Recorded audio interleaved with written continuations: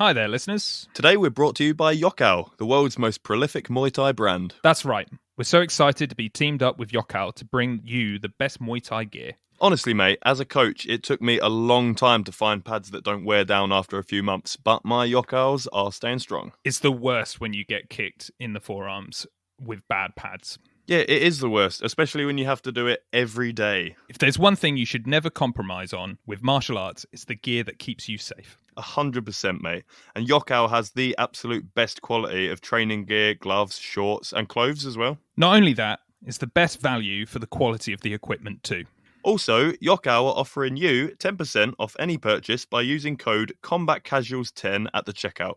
That's Combat Casuals 10 with no spaces. Get yourself some top quality Muay Thai gear and save some cash.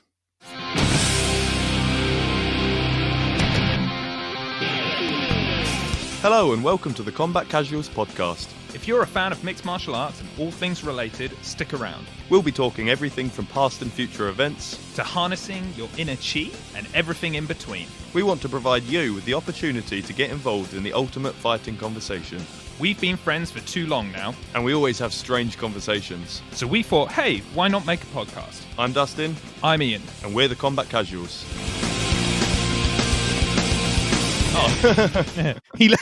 Could you imagine if you just left? You were just sort of like, yeah, I'm done.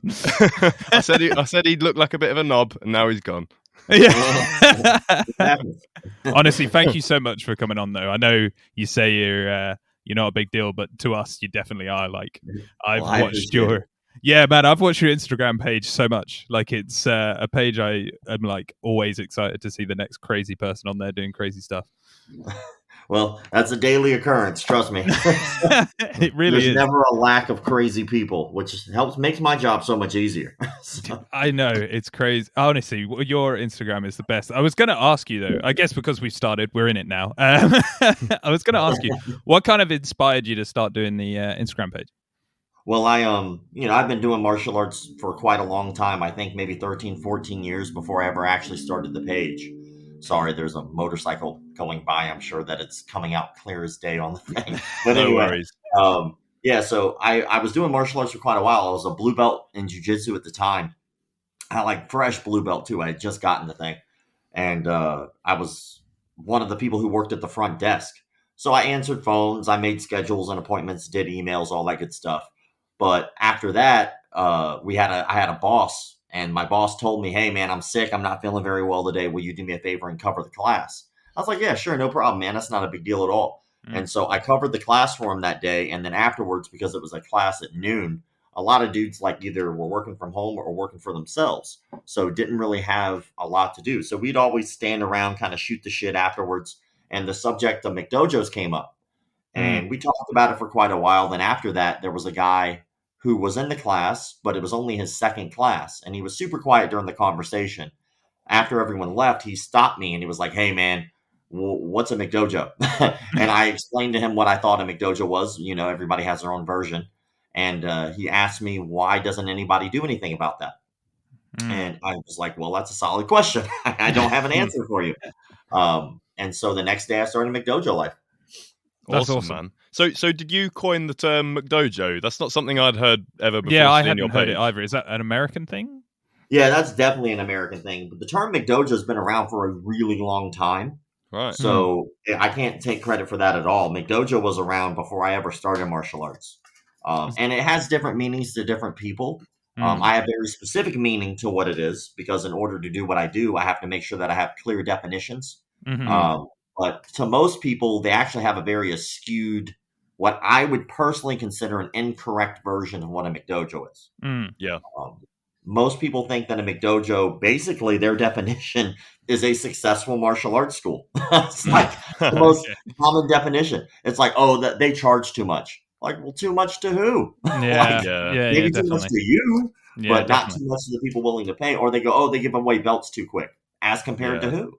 You know, if we're talking about like, what the hell's his name? We're talking about BJ Penn. What did he do black belt like 3 years or something like that? So, yeah, he got it super fast. I think he was like one of the early people in the US to get one, wasn't he? Yeah, he got it ridiculously quick. I suppose that comes down to as well, a big issue with people discussing cost rather than value. It's like everyone always wants something cheaper, but then it's like, well, no, I charge what I charge for a reason. If the quality of the product you're selling is worth what it's worth, then you'll pay it. So I don't think there's anything.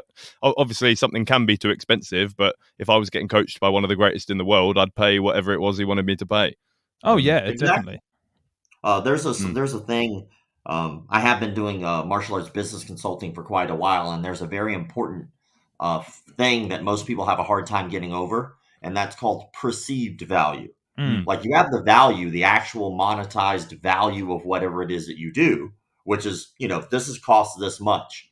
But the reason most people buy things isn't because of the value, it's because of the perceived value, how much they feel they will get out of the product or service. And it's your job as whoever the salesperson is to show that this is more valuable than I'm selling it for. And that perceived value is so important in order to get a sale. Yeah. Yeah, big time. I think you definitely see that, particularly with like jiu-jitsu teams. You have like near me, there's like Gracie academies, and they're like way more expensive than say the one that I train at. Now I don't pick the one I train at because it's like cheaper, but it's closer, like just geographically. Sure. Yeah. And London's such a crazy city that getting to one side of London to the other is just too difficult.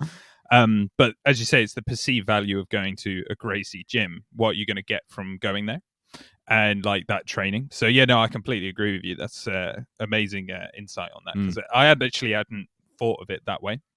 I've always thought of it as like them putting the price on it because of the name, but like now you say that, it's like, well, of course, yeah, that's why they're doing that. That does happen also, though, doesn't it? That's where that can get quite murky, is because even outside of martial arts, some products can charge the high price just purely because of the brand. So I suppose it can be really hard to get across, to demonstrate your value to the customer, rather than, because just because you were trained by a Gracie doesn't mean you're a fantastic coach yourself. And just because you're a fantastic jiu-jitsu, practitioner doesn't mean you're a fantastic coach. Those things don't always go hand in hand. So I suppose what I'm trying to say is trying to demonstrate your value can be tricky, and just slapping the name Gracie on jiu-jitsu doesn't justify you to charge a high price. Yeah, for sure. I think, what baffles me in the martial arts industry is that it doesn't make a lot of money, or it doesn't make as much as it really should, because most people who start a martial arts studio have no clue what they're doing. They'll spend, the ego is incredible to me, and it doesn't make any sense. A martial artist will spend decades, sometimes multiple decades, to get their black belt. And they'll spend it usually under only a few instructors, unless they move a lot, and then they say they're proud to have a black belt under someone. They'll be like, oh man, I'm a Henzo Gracie black belt. Not just a black belt, but they'll put the name on there to show the extra value, right? Yeah. Like it adds credibility. But then when they go to open up a martial arts school, they don't get a business mentor. They don't get someone to actually teach them how to sell anything. And they could be the greatest coach on the world and the greatest competitor in the world, but without the ability to actually be able to sell somebody or understand sales tactics, just basic ones, then they are doomed to fail. And that's what we see with a lot of martial artists, is they're afraid to be labeled a McDojo. So what do? They dive headfirst into owning a school with no clue how to run one. And then when people try to give them advice, they're blown away by the guy across the street who's got twice as many numbers, even though he could beat that guy up. Yeah, they're missing the point, Definitely. Yeah, definitely. Yeah, 100%. I would, do you think that then links to the fact that you do have popularity in these sort of fake martial arts gyms, to use lack of a better word, like, the pressure point people, the chi bending people? Do you think that's why you see like a higher volume of people to going to those, as well as like the more legitimate martial arts? Because there isn't people being more like, this is what it is, because you're doing that. But do you find that model is kind of like causing that as well? Well, what you really see in both sides of the fence, whether they're a legitimate martial arts instructor or not, is the ones who actually took the time to learn business will be more successful than the ones who did not.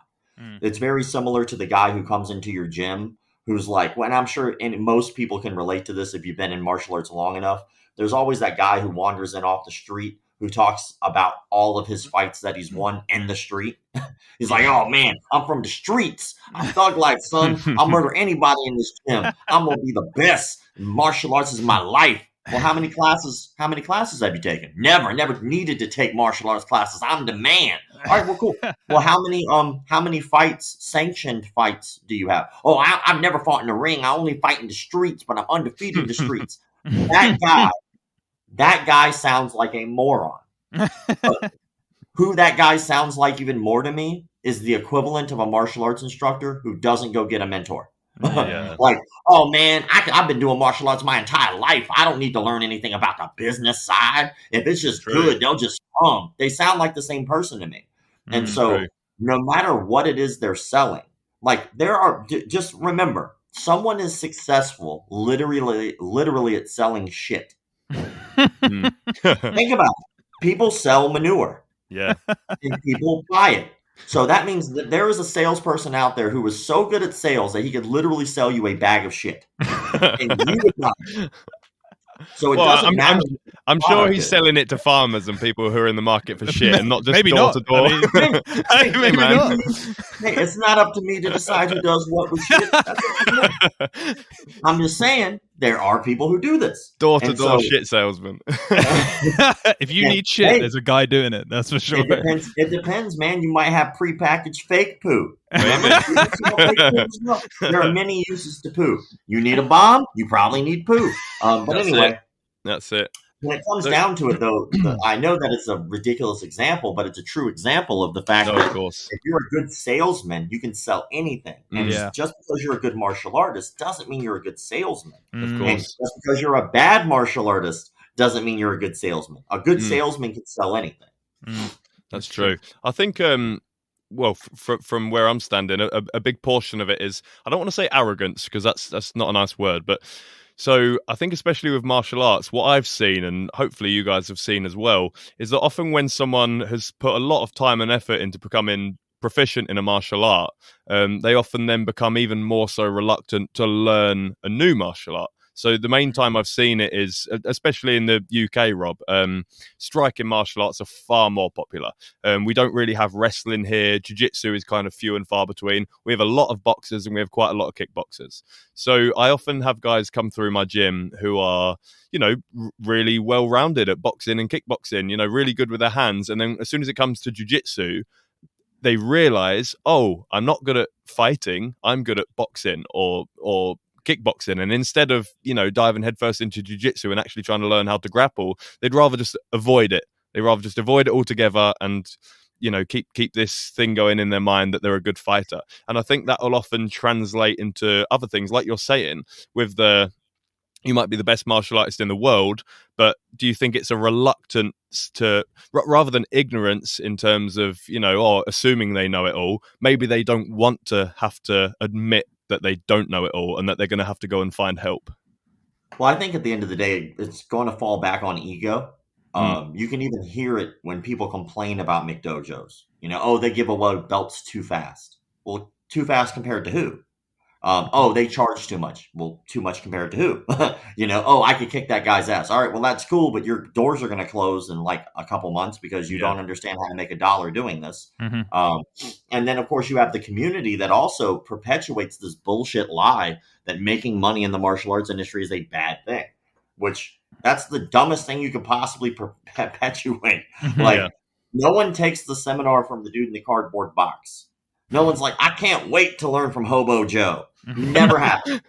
Never going to happen. Never will happen. Right? Because there is a little bit of, I guess you could say, when it comes to financial success, you will automatically assume success in other areas. Like, for instance, if you look at Gordon Ryan, Gordon Ryan is financially successful in Brazilian Jiu-Jitsu where a lot of people have not been, especially as competitors. Oh, big time, yeah.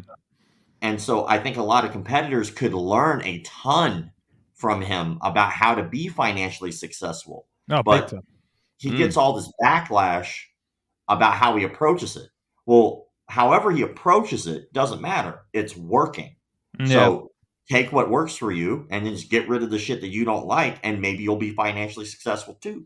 Yeah, definitely. I think Gordon Ryan's an interesting one because I really love watching just straight jiu-jitsu matches, and not only just MMA. But Gordon Ryan's a really interesting one because I think sometimes that backlash within the jiu-jitsu community can be almost like, I don't want to say jealousy of his success, but there are definitely guys who I've seen him go up against who I just find very puzzling because they're also, for lack of a better word, like shit talkers. They're the same sort of like style, but it's almost as if they're like, I wasn't successful, whereas he has been.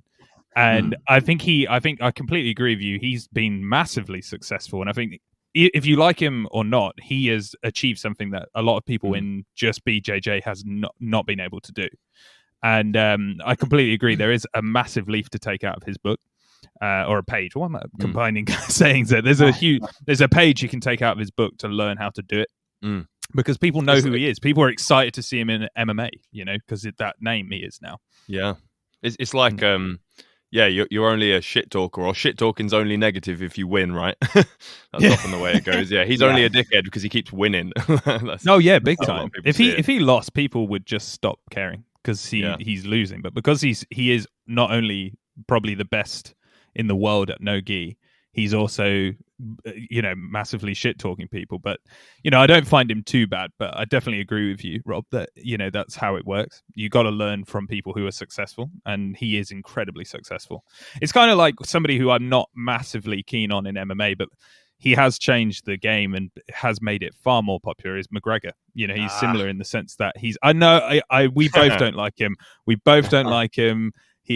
I also really love Jose Aldo, so I'm like, it's always going to be hard. But the fact of the matter is, he's been very successful. Well, if you look at McGregor, all McGregor did was just take a playbook, or take a page out of the playbook of Muhammad Ali. Yeah, he understood that there's already a blueprint to hype a fight. You don't need to rewrite the book. Are there people who do really, really well without that? For sure, man. Like, Stephen Thompson does a really good job about that. Yeah. Clay Guida, even though Clay Guida was just getting destroyed in several fights, he was still a big draw because people liked him. Yeah. You don't have to be a heel to sell fights. Because that means that people are only waiting to watch you lose. Yeah. If you're a likable fighter, win, lose, or draw, people still want to watch you.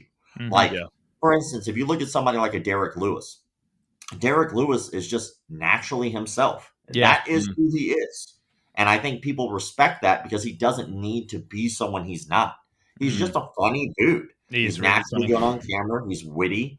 I think people would watch him fight whether he won or lost because they like him. If you look at somebody like a Jake Paul, for instance, he is purposely being a heel. Exactly. But it's smart. It's smart, isn't it? He's doing exactly what he needs to do. The fact that he's out earning, 95% of all of the world's best fighters, that says everything it needs to say, doesn't it?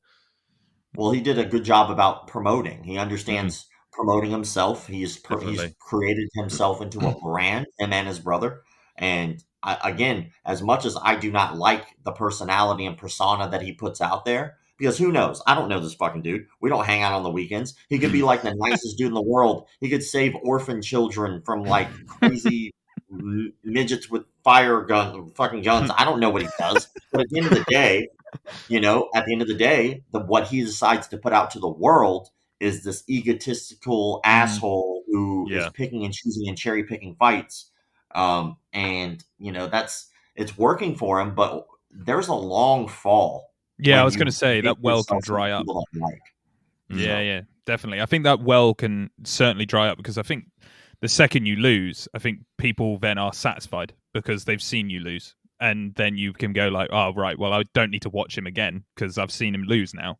Whereas, as say, somebody like Wonderboy, who I really like, I will watch Wonderboy. He's a great fighter because he's a nice guy. And it's the same with like my favorite fighter of GSP. I want to watch him fight because he's a great person as well as a great fighter. But yeah, no, I just hate Jake Paul so much. Even though you're right, he may be a great guy, but I think maybe not him as a person, but perhaps what he represents for fighting generally, like the fight combat sport, like as it moves forward, what he represents. So it's maybe not really him, but maybe even that what's that promotion called that was promoting the fight over the weekend? Thriller. Thriller, yeah. It's more them that's the issue than perhaps him. because they are just, the whole thing just felt like a bit of a joke, like you had Doja Cat singing on there, and what Oscar De La Hoya was off his face on cocaine. It was just I don't know what was going on that night. And yeah, the thing for me with your Conor McGregors and your Colby Covingtons, your Jake Pauls, these similar trash talkers who really try to hype the fight, create the money fights. Like, I completely get it, and like I don't massively dislike these people purely because of that.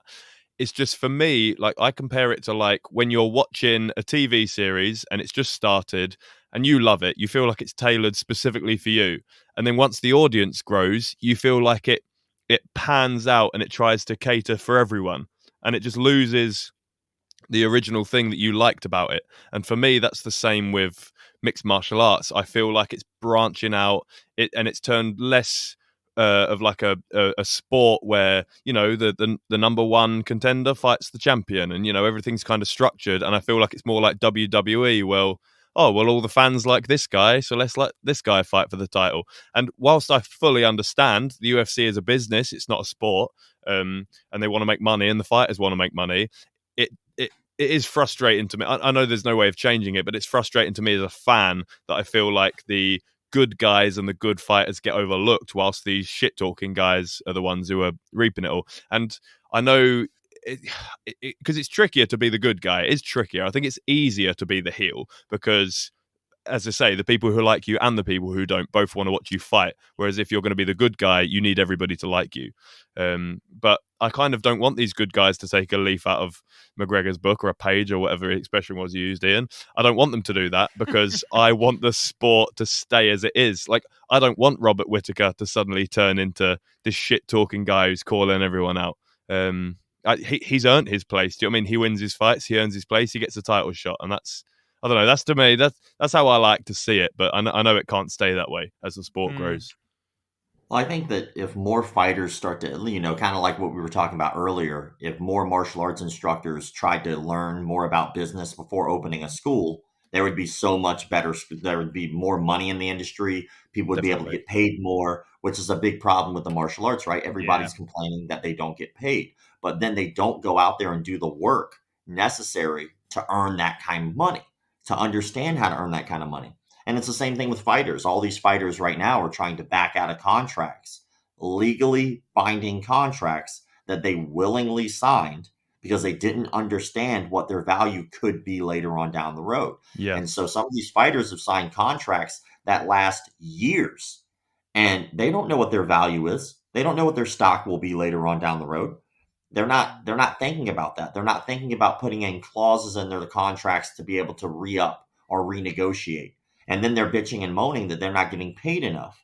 Well, you agreed. Why did you agree? And that goes to show you just a lack of knowledge when it comes down to fighters on their day-to-day, understanding how to promote themselves, how to create themselves into a brand, how to be prepared legally and financially down the road for the long haul, which, by the way, has always been an issue for fighters.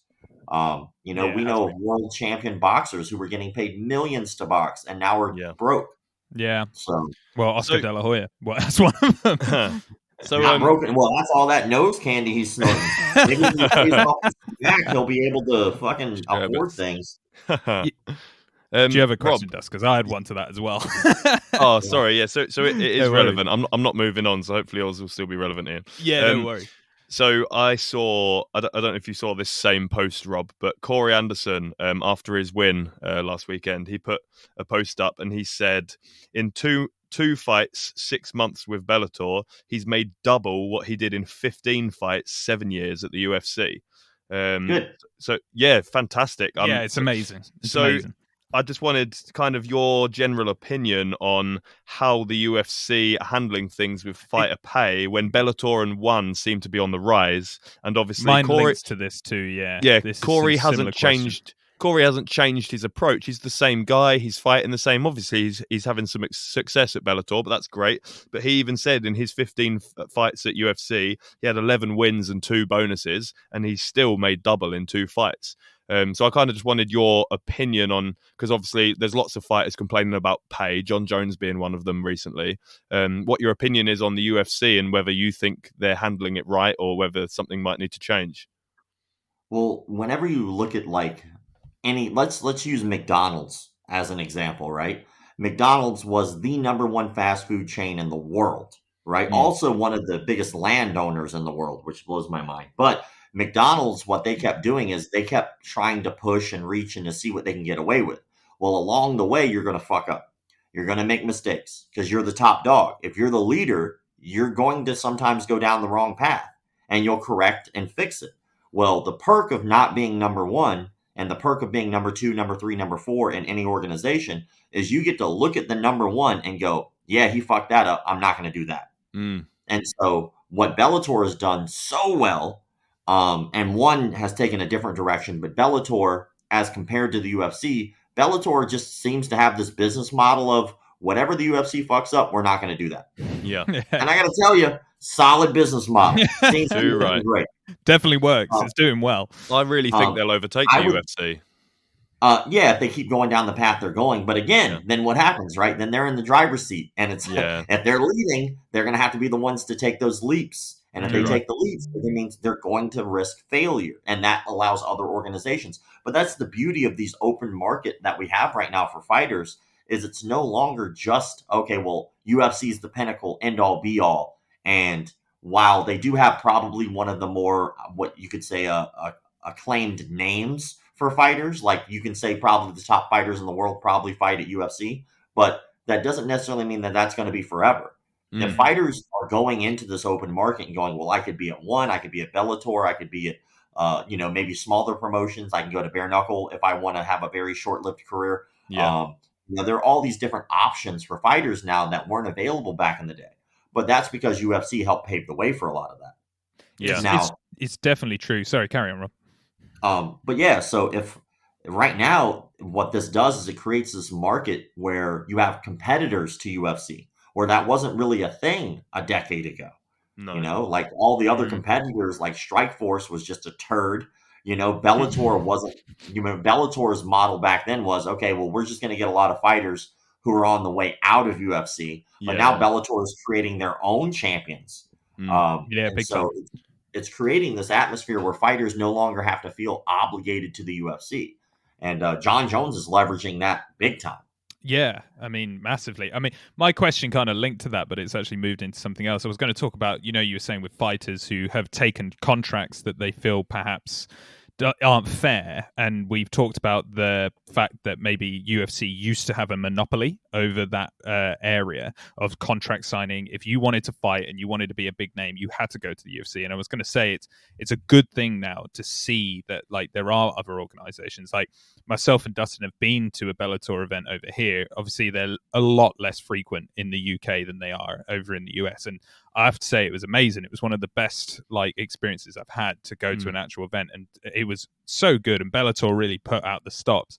But with John Jones and I guess other fighters like Corey Anderson, do you feel like there is an element of not the UFC kind of reaping what they've sown, but they did monopolize that whole area of like, if you need a contract and you want to fight and be a big name, you have to come here. But now because they don't, you will get people like John Jones going like, well, release me then, I don't care. And do you think the UFC are kind of, not they've created this monster in the form of John Jones and fighters like him, but it's kind of reaping what they've sown? Well, I don't know if they necessarily created it because I think it was inevitable. Like anytime money hits the table for anyone, whoever's getting the money, it's never going to be enough money.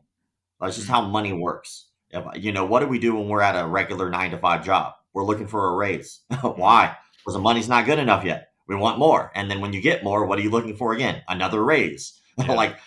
That's just how money operates. It's how we handle money. Whenever we get some, we always want more. I do believe that fighters are not getting paid nearly as much as they should in UFC. I think that when you look at one championship, for instance, the production value of one championship and the ability for them to pay fighters so well kind of blows my mind. Because if you look at the production value of one fighting championship, it's incredible. It's crazy. So well done. And I don't think there's hemorrhaging money at the moment. Say that again. I was reading, are they hemorrhaging money though? I've heard that they're like losing a lot of money in the back, office. There's a huge amount of money that's just like hemorrhaging from one championship, and they've had to get they've been screaming for investors. I don't know. That's a solid question. Yeah. It's new on me. Maybe they're fucking up. Maybe. I'm just letting you know, fighters are getting paid, and the production value is great. It's true. So who cares? What's going on with that? Who fucking knows? So one thing that obviously I'm glad to see slowly happening. Well, I'm partially glad, partially sad. So obviously we've got Michael Chandler has come over from Bellator, and he's only had one fight, of course, but it was an extremely impressive fight. And then obviously in Bellator, you've got a lot of fighters who, as you said, Rob, rightly so, a lot of their fighters were has-beens is a harsh word, but they were at the end of their career. But we've had a lot of guys who went over there near the peak of their career. Corey Anderson being one of them, Gegard Mousasi being another, Rory McDonald, Sergio Pettis. They've got a lot of good guys. I'm quite glad to see UFC fighters losing to fighters from other promotions. So as much as I love Mighty Mouse, one of my favorite fighters of all time, I still think he's one of the greatest of all time. Yeah. In a way, it was quite nice to see him lose in one, because it legitimizes one championship, which I really like. It's kind of turning the tide, and obviously people have this idea that the fighters in the UFC are the best in the world. I think it's really it's really, really healthy for MMA as a whole, for people to recognize that there is some real talent at Bellator 1 and other places. I think that's fantastic for the sport, and it will help fighters to recognize what they're worth, like Corey Anderson, who's just left to get paid more. Yeah, I think that Bellator is starting to create their own champions, which I think is the most important part of any organization's long-term growth. Is you need people that you need faces to those organizations that people can trust, that will perform and give them the entertainment that they're looking for, which is kind of the hard part of bare knuckle, because bare knuckle is providing all of that, but it's pretty much well known that bare knuckle is the last bastion for any fighter. Like that's the end of your career when you got there. So it'll be really difficult for them to create stars in bare knuckle, because all those dudes are going to be mangled up. Unless you're Artem Lobov, the greatest of all time. I mean, he's the GOAT, man. But he didn't. Again, he came from MMA. They did not create him. No. Although he did beat Paulie's ass, he beat his ass pretty heftily. But he did. In fairness to him, I didn't see that coming. Paige Van Zandt lost her first bare knuckle fight. Am I right? She did. Yeah, she did. Yeah. Bare knuckle's probably crying right now because they gave her like a couple million for that. Yeah, they did. They put a huge amount of money, and they're talking about production value. The production value on that event went crazy through the roof, because they thought, people are going to watch this. We're going to get a new star, and she lost. Oh dear, it was not good. It's like back in the day with Strikeforce when they put all their investment into like Kembo Slice.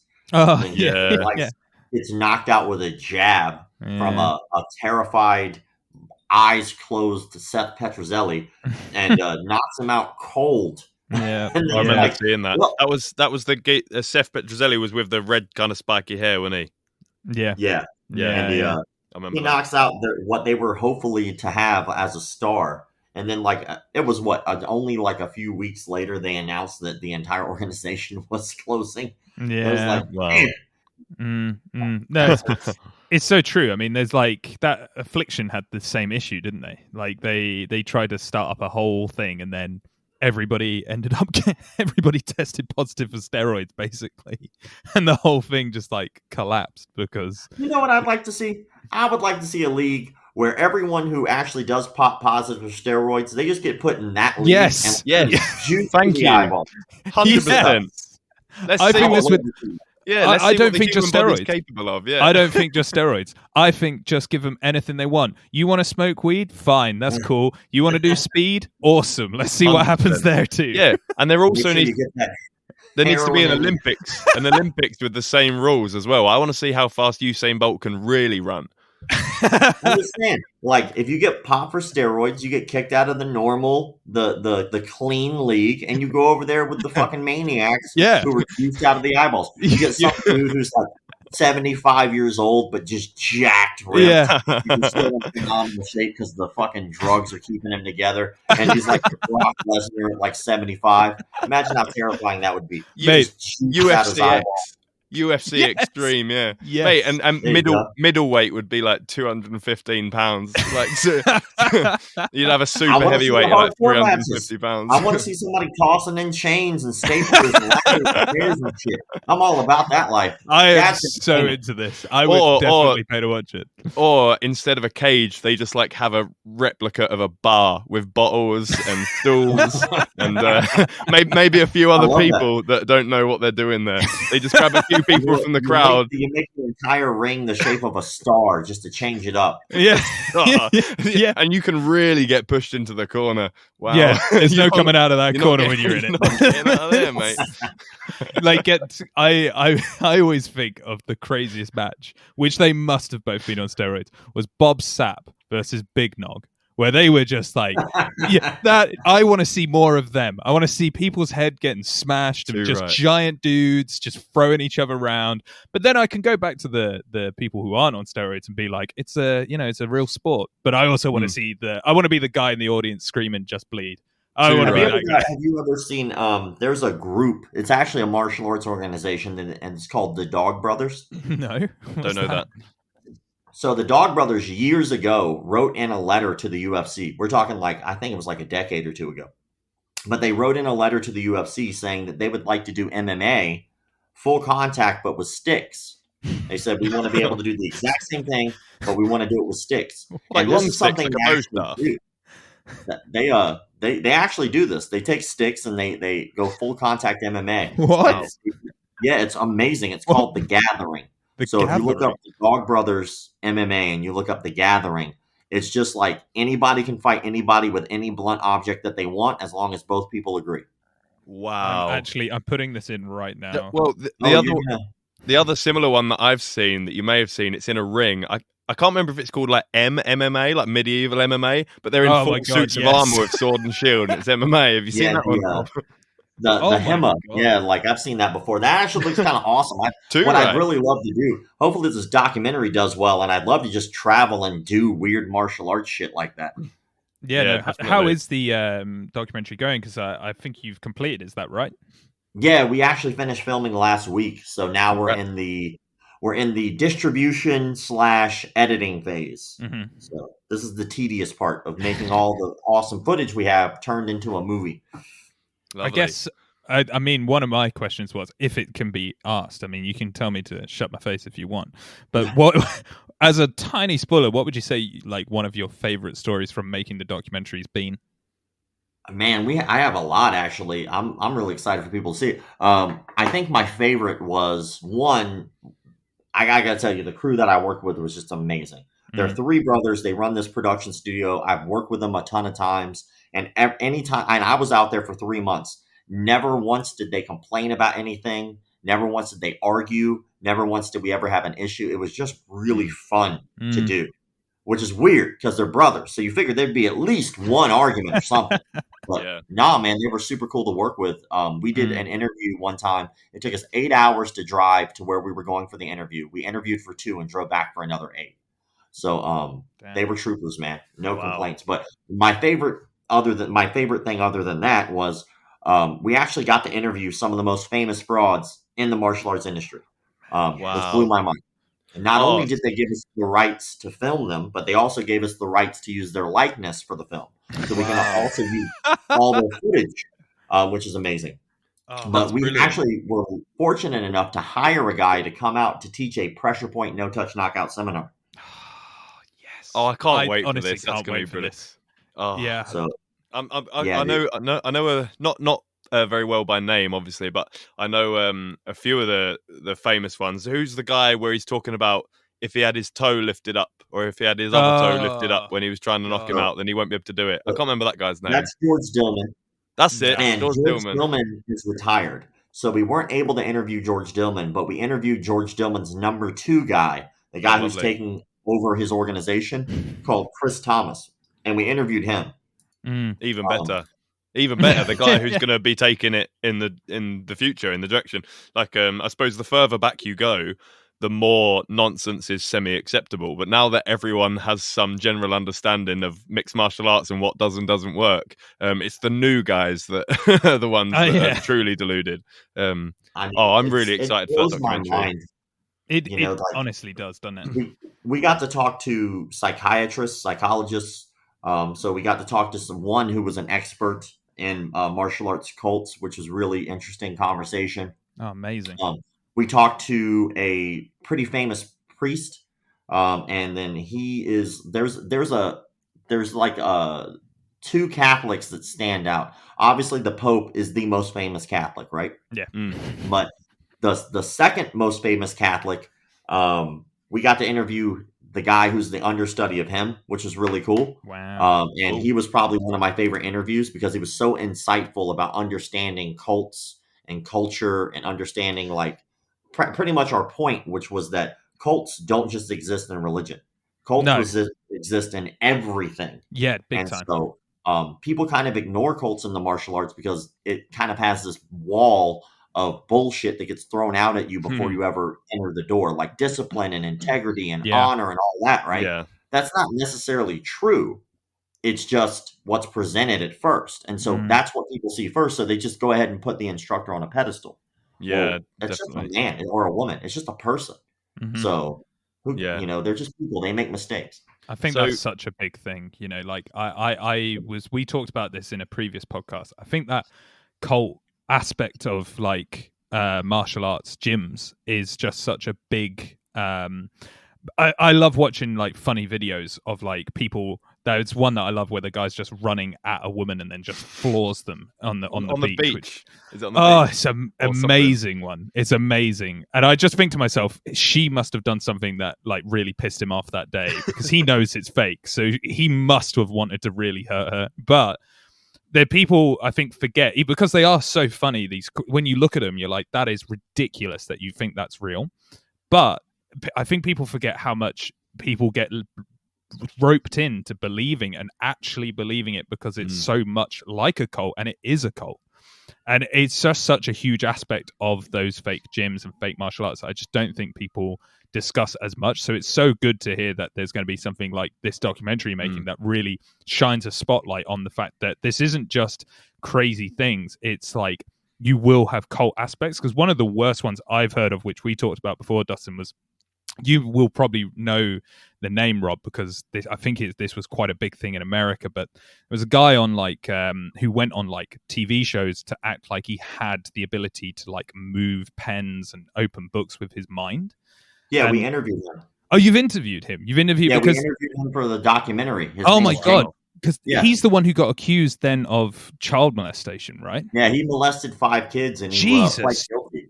You actually like interviewed this guy? Yeah, we interviewed him for the documentary. Wow. We actually brought him in as a subject matter expert. So like the dude at one point in time was considered the world's greatest psychic. Obviously, that's bullshit, but he was able to convince the world. He was able to convince royalty that he had psychic powers. He was able to fool scientists. Wow. Like, people studied this man because they really thought that he had some type of supernatural ability. But the dude only had like a 3rd grade education. He was extremely abused as a child, extremely abused. I mean, it's pretty graphic. He ran away from home at an early age. The dude had like a really shitty childhood, but that's no excuse for any of the horrific things that he has done. No. But at the same time, what better person to ask questions about frauds than one of the greatest to ever do it, which was that guy. And so we interviewed him twice. Luckily, the state of California was really cool to allow us to interview him. Because they could have just said no. Yeah. We weren't able to go there or a lot of places in person because of our budget and because of COVID. But we were able to interview him directly from the mental institution that he's in. Wow. And he just gave us like this very interesting, very insightful information about basically a masterclass on how to con people. Wow.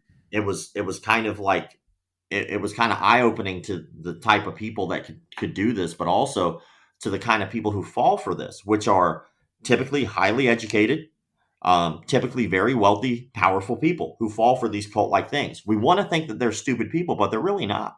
It's just right time, right place, wrong mentality, and someone can take advantage of anyone. My I've always kind of carried the theory that I think a big part of it is like diet pill mentality. So a lot of people will go to a legitimate martial arts instructor or martial arts school. And, you know, because I get asked, not that I'm someone, you know what I mean? I've just got a little studio where I teach Muay Thai and Brazilian Jiu-Jitsu and MMA. And I get people come in and they say, how long will I have to train to be good? So that's, you know, that's a funny, you know, I'm sure you've heard that plenty of times, Rob. It's a bit of I don't want to call it a silly question. That's harsh because people don't really think things through. But it's like, how do you define good? I don't know how good you are already. I don't know how naturally talented you are. But more often than not, it's quite a long time. If you want to truly succeed in this martial art, or, you know, really master it, it's going to take a long time. But then they go to the Mcdojo next door, who's teaching maybe something semi-believable, like pressure points. Some people still believe, oh, surely if I, you know, jab you in the neck hard enough, I can accomplish something. My girlfriend literally said this the other night. She was like, doesn't that work? And I was like, no, it does not. Like, it really does not. Yeah, so they go next door and this guy says, you know, oh, you know, no, you can learn it quite quickly. You just have to touch here and do this. And I think it's kind of the diet pill mentality of, well, why would I go and learn that for years before I'm any good when I can go next door and learn how to defend myself in a week? And they just want the quick result. It's actually easier and simpler than that. Do you want to do an experiment? Yeah, go on. Yeah, let's do it. Let's go. We talked about this earlier. So can I get just one of you guys to be a part of the experiment for me? Go on, Ian. Whoever. Me. Okay. Okay, I'll do it. Go on, Ian. Right. You go. Yeah, I'll do it. All right. So it's pretty simple. So what we're going to do is we're going to pretend that you're a new student coming in my martial arts school. Okay. Yeah. And like I said, I've been doing business consulting now for about 10 years. And so it's actually way simpler than that. All right. So here we go. Mm-hmm. Obviously, I didn't cold call you. You know, you called us. Yep. So this is already something that you were interested in doing. Yep, 100%. So that's half the battle. All right. And now you walk to the door. So we'll just start there. Hey, man, how's it going? I'm real good. Thanks. How you doing? I'm living the dream, dude. I appreciate you coming in today. So what brings you in? Are you coming from home or work? I'm coming from work, straight from my job. Oh, that's cool. What do you do? I work as a manager. In building management. Yeah, building management. I'm in building management. There you go. I was like, cool. Fuck you. Yeah, cool. You're a manager. All right. Well, we got far with that. All right. So how long have you been thinking about doing something like this? Oh, man. Maybe 5-6 years. Damn. Yeah. Okay. So why did it take you so long to come in? Just been nervous, you know. I didn't want to make a fool of myself, you know. I don't want to be embarrassed. Yeah, well, you're in the right place because I will be making a fool of myself way before you, so don't have to worry about that. Now, what is the reason that you're doing this? To get a bit of confidence, you know, get in good shape, get confidence, maybe a bit of self-defense. Okay, cool. And then you have the support of your family to do this? Like they are encouraging you to like get more confident? Yeah. You know, my dad's keen on me doing it. Yeah, 100%. All right, awesome. And then so let's say today works out great for you. Mm-hmm. What I'm going to do is I'm actually going to take you on a tour of the facility. I'll show you around. I'll kind of give you a breakdown of how the class will work. When people start coming in, I'll go ahead and give you a partner for the day, somebody who I can trust that will help you and guide you on your first day. Mm-hmm. But let's say you really enjoy class today. We have a schedule here, and our classes are around this time, Monday through Sunday. The average person trains usually about 2 to 3 times a week, but it's kind of up to you. If you love class today, like I hope you will, and if I suck, please let me know. But if you like class today, how many days a week do you think you could train? Maybe 4 days, I think, 4 or 5. Okay, that's cool. Wow, damn, that's what I'm talking about. I'm really going for this, man. I'm like super into it. All right, cool. And then what's going to happen is we're going to sit down. I'm going to cover some paperwork for you to fill out, basic information, waiver. I'll find out, a little bit more about your goals. Then you're going to start class. After class is over, I want you to just do me a favor and meet me over at the front desk. Mm-hmm. And I'll cover prices for you and show you, how everything works to get signed up if you enjoyed it. Yeah. If not, you got a free trial class out of it, and hopefully you got to get on. So I want to cover a few things for you. Okay. Mm-hmm. So have you ever heard of something called the 5 objections? No, I haven't. So the 5 objections are the 5 things that people tell you other than no when it comes time to sign up for a gym or a martial arts studio. Mm-hmm. So people don't say no. They say, I don't have the time. I don't have the money. I have to think about it. I have to talk to my spouse, or it's too far away. All right. So those are the 5 things people say. They almost never say no. And in the last 24 years of me in the martial arts industry, I can tell you I maybe have heard the word no 3 times. That's it. And so we're going to cover all the things we just talked about, and I'm going to tell you why you would probably sign up for my studio. Yeah. So why can't you tell me you don't have the time?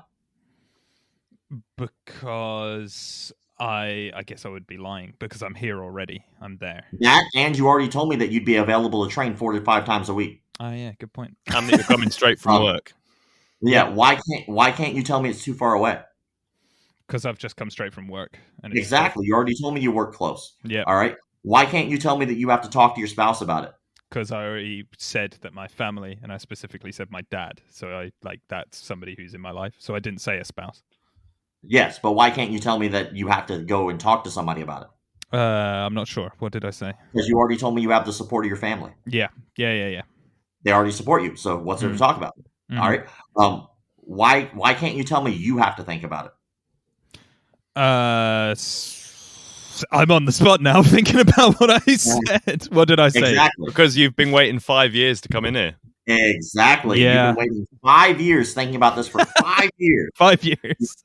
Yeah. So you can't tell me you got to think about it. Yeah. And then the money thing is the last thing. And actually, this is something that's prefaced usually 4 times before you ever actually talk about money officially. But you let people know clearly that it's going to cost money, and you're going to give them a better deal the first day than any other day they walk through the door. Yeah. And this is usually easily done by just creating a registration fee that doesn't really exist except for people who are toxic to your school. Yeah. So like usually a registration fee could be like $150, right? Which you never actually charge anybody. But let's say normally it costs $100 for a month and then $150 for a registration fee. If you sign up today, I'll just go ahead and waive the registration fee. Yeah. So it looks like a good deal. You've created this amazing deal that they were going to kind of get anyway, but obviously if you don't like them and you don't want them to sign up, then you add the fee, which eliminates toxic people from your school. But none of that, if you noticed, had absolutely anything to do with what was taught. Nothing. It's funny, Rob, because it has nothing to do with what's taught. Again, you could sell shit if you're a shit salesman. Yeah. So how long have you been? How much have you been thinking about buying selling? Yeah. I thought about the hardest thing in the world to sell, and then I realized it was shit. And then I thought, well, there are people who do that. So. That's it. There's always someone. It's funny, Rob. I used to work as a sales manager for a big chain gym in the UK called Exercise for Less. I don't know chain gyms in America, but you know the really cheap ones that cater to students and such. So I was sales manager there, and they sent us on this sales training course that was about a week long, and it was almost identical to everything you just said, but you did it in 5 minutes, maybe less. Yeah, and we did it for a whole week. But I was about to say the same thing. The 5 objections were exactly the same. Everything you went through was exactly the same. Yeah, I completely the same, man. I work in like selling rooms for student accommodation. That's when I said manager, I kind of panicked because I was like, I'm a manager. But yeah, we do a similar thing. And the way you entered it being like living the dream, I instinctively, when somebody comes in for a viewing or something, I'm always like, I'm loving life. Everything's great. And it immediately creates like a positive vibe that they're coming into. But we have these silly sales days where we have to sit down for like hours upon hours, and you get this person in front of you being like, this is how you sell a room and this is what you do. And it's like, you just need to listen to that clip that you did. I'm like, that's all you need. That's what you need to do. Well, you know, there's a lot of like sales tactics and things like that, but I think of them like techniques that we'd learn in martial arts. You know, I would never down someone who learned an armbar correctly and used it in a fight. I wouldn't be like, oh, that's cheating. He learned how to do something the right way. Get out of here. Like, you'd never do that. But for sales, like, it doesn't have to be high pressure. Like, we were just shooting the shit. Like, we were just having a conversation. And usually that conversation is much longer. And because there's another sales. Yeah, I panicked. Standard. I'm sorry. There's another sales standard called no like trust. And in order for people to buy something from you, they have to trust you. And in order for them to trust you, they have to like you. And before they can like you, they have to get to know who you are. And so it's very important, especially like on sales calls, or it's very important with new students, you build a genuine rapport with them. You learn their name, you talk to them, you find out things about them that you could relate to. And the issue is that if you're a good instructor, you can use all of that information to literally get somebody's foot in the door, especially someone who's been waiting 5 years to do something, and get them to train. And then all of a sudden you can help them and guide them towards their goals. But that same information is out there for people who were doing nonsense. And they can use that same information to take advantage of people. But it doesn't matter what you're selling. That's like the hardest part for, I think, a lot of martial artists to get over. They're like, oh man, that guy sucks. Yeah, but sucks at what? Just because you can kick his ass doesn't mean he's a bad salesperson. Just because you can kick his ass doesn't mean he isn't helping people lose weight or make friends or reach personal goals. Yeah, he just might suck as a fighter. That's it. That technique you were saying there, I feel like that's the one you tend to see with like car salesmen when time isn't an issue. And I swear, any time where I've gone to a showroom, the car salesman can't wait to tell me about his home life and how his day's been going, and he wants to be my best friend. You always feel like the car salesman wants to be your best mate. By the end of it, you're on first name terms, and then when you go back a couple of weeks later because the car ain't working, you've forgotten who you are. I had 2 car salesmen fist fight in a parking lot one time over a sale. Like, brilliant. I had one car salesman, and he was a good one. Like, he walked up, he goes, "Hey guys, my name is so and so. Here's my card." He goes, "Would you like me to help you, or would you like me to give you some time to look around?" And I go, "Oh, well, I've never had a car salesman ask that." I was like, "Well, if you can just give me a few minutes, and then is this your number?" He goes, "Yeah, man, do me a favor. Whenever you're ready for me, rather than even walking inside, all you got to do is hit me up on the cell phone. I'll answer it immediately. I'll walk right out to you." He goes, "If you need anything, let me know." And then he dipped. And I was like, "That's fucking great." And so I walked around without being accosted and annoyed by a car salesman. Then another car salesman came out. And then he's like trying to get a sale. And he was doing the opposite. And the original dude comes out and goes, "Hey, dude, what are you doing?" He goes, "That's my sale. What's wrong with you?" And they started arguing and yelling. And they literally got into a fist fight over the sale. Oh, my God. And I just quietly got in my car and just drove to another spot. They were still fist fighting when I left. I thought the shit was hilarious. Oh, so you don't know who won? No. I would hope that the guy who wasn't a high pressure salesman won, but you never know. You never know. That high pressure guy is probably the one who's like going to the gym all the time and training. But pressure often wins fights. Look at Khabib. Yeah, he's like, "You will buy this car, or I will beat your ass." It's like real high pressure sales. Yeah. No, it's interesting. Man. It is really interesting. And as I say, being in like that sales area, I guess I tend not to think about selling, but when you lay out how to sell to somebody, you realize, oh yeah, I do those things. Like that is something you just do when you're selling something to someone, doing that positive sort of vibe, that entry to make them feel like that, and then asking those questions, even if it's a room or something like that. You just naturally gravitate to doing that. It's interesting because it's such a big thing, isn't it? The art of sales. It's just such a big thing.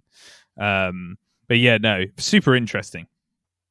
Yeah, too many people, I think, avoid it instead of just kind of embracing it, because I think when people think about salesmanship, they think about all the negatives of salesmanship. They don't think about how a good salesman operates. He doesn't have to high pressure you.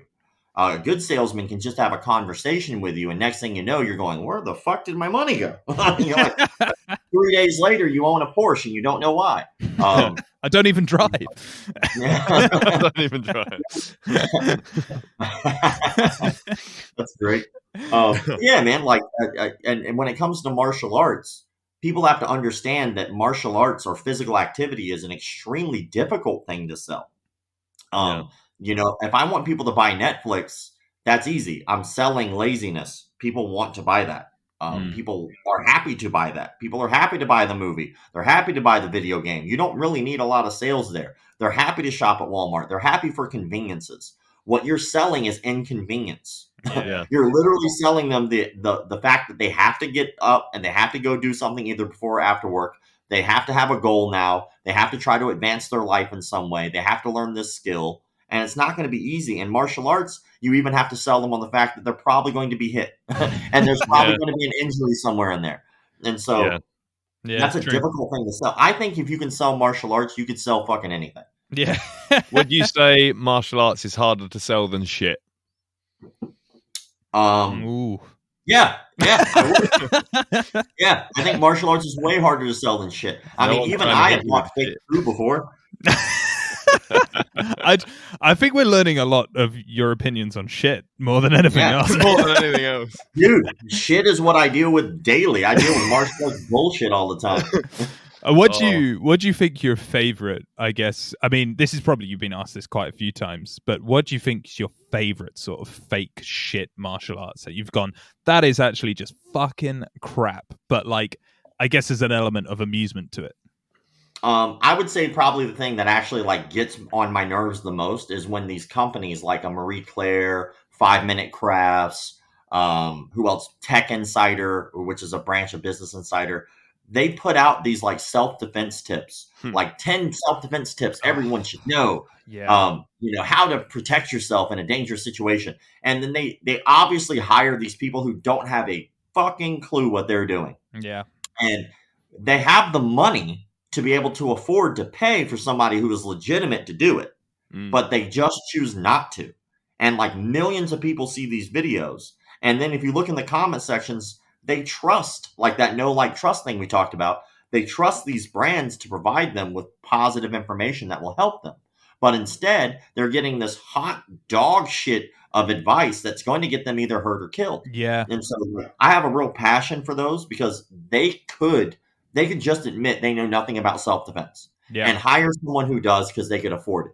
But they still choose to hire like Steve, the secretary, to teach it. And he obviously has never trained a day in his life.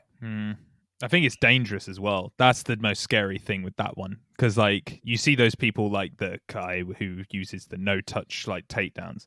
That's dangerous and scary as well. Somebody could get really hurt. But the ones where you've got mass people reading them and they then go, oh yeah, this is going to help me if somebody tries to attack me or somebody's going to jump me, and then they end up getting seriously hurt, like really, really hurt through because they reach so many people, they could actually do a lot more. And what I've seen is just over the years, because I just reached my 10-year mark with Mcdojolife. Oh wow! Congrats! Congrats, man! Thank you. A whole decade of calling out bullshit. But so in that time span, what I've realized is there are places like Indonesia that they believe in these supernatural powers and abilities in their martial arts. And not everybody, obviously, who is Indonesian believes these things, but there are a very large amount of people who believe in this superstitious type of superpower, like Chi, which they call Tenaga Dalam, which they believe they can harden their bodies from not being able to be cut, or they could get run over by a truck and not be hurt or injured, or they get waterboarded or hit with sticks. And that's all. They're so brainwashed by that culture that's been perpetuated that they think it's good for them. They'll go toe to toe. I get more death threats from Indonesia than almost anywhere else. Really? And they really, truly believe that those superpowers are an actual thing and that they could do these things. Wow. And of course, their answer is always, well, why don't you come to Indonesia and find out? And my answer is always, give me a ticket. Do right, I'll be there. My ticket. It ain't cheap. So maybe I'll be there. I'll be there with bells and whistles on. I'll be quite happy to kick your little ass in the face. That's crazy. Yeah, man who just runs an Instagram page. Buy a ticket to Indonesia to come and run me over with a truck. It's crazy, isn't it, with that? It's so crazy when you look at like, I guess, as you say, not everybody from those cultural backgrounds have that, but China has a massive, like, not issue, but they really believe that Qi and Tai Chi is like a massive form of self-defense there, don't they? And I'm shocked that like Indonesia is such a big one, but because I thought after there's that famous guy, MMA radio presenter, who like in China has been going around like finding these people and like beating the shit out of them to prove that it's just not functional. Xu Xiaodong. Yeah. Man's a legend. Like, and I feel awful for him though. Like the Chinese government are treating him like shit. I don't think that people quite understand how deep Kung Fu is in the Chinese culture. And it's a huge import-export as well, or export, sorry. But it's a huge export for them. And so when you basically tell people like, look, none of what these people were selling you is real, the less people want to go there to learn it. Yeah. Less people want to buy the Kung Fu movie. Less people want to like watch the Chinese superstar. Less people want that when you debunk something that's so deeply ingrained in the culture. And so the Chinese government even passed a law because of Xinjiang that you can no longer call yourself a master unless you go directly through the Chinese government to get approval. It's crazy. That's So mad. he's making this amazing impact in a way that is really impressive. Yeah. But at the same time, it doesn't go over really well with like the locals as much as it should, which is a shame because I think he's doing a service. Out of interest, to ask you another question on the vein of China and MMA, because he's been forced when he does have these matches to like paint his face in clown makeup, and he's been forced out of his gym. When you see that China now has a female champion in MMA with Weili Zhang, how do you feel like that will affect the Chinese representation of MMA? Because I know she's also had to like credit like Kung Fu to an extent, but obviously that's not what she does. That is definitely not what she does. Zhang, right? Yeah. Well, like even if you look at some of her posts, like she does a lot of like traditional Kung Fu, and like some of it's like borderline weird. But I mean, somebody like that automatically gets a pass because they're a world champion. Like if you look at somebody like, for instance, like I like Diego Sanchez. I think Diego Sanchez is awesome. He's super eccentric, but his coach is fucking batshit crazy. Nuts. His coach is a weirdo, right? And like the problem is that because Diego Sanchez and the School of Self-Awareness, I think is what it's called. Yeah. But because they're kind of one and the same and they're kind of like intertwined, I think that he's like a business partner in it or something like that. If you talk shit about his coach, you automatically talk shit about Diego Sanchez. And it's like, well, Diego has always been eccentric, but he always backed it up. I mean, his jiu-jitsu, even his last match, looked pretty damn good. But at the end of the day, he's just, he hitched his cart to a guy who was just as eccentric and weird, but who knows what their personal relationship is like?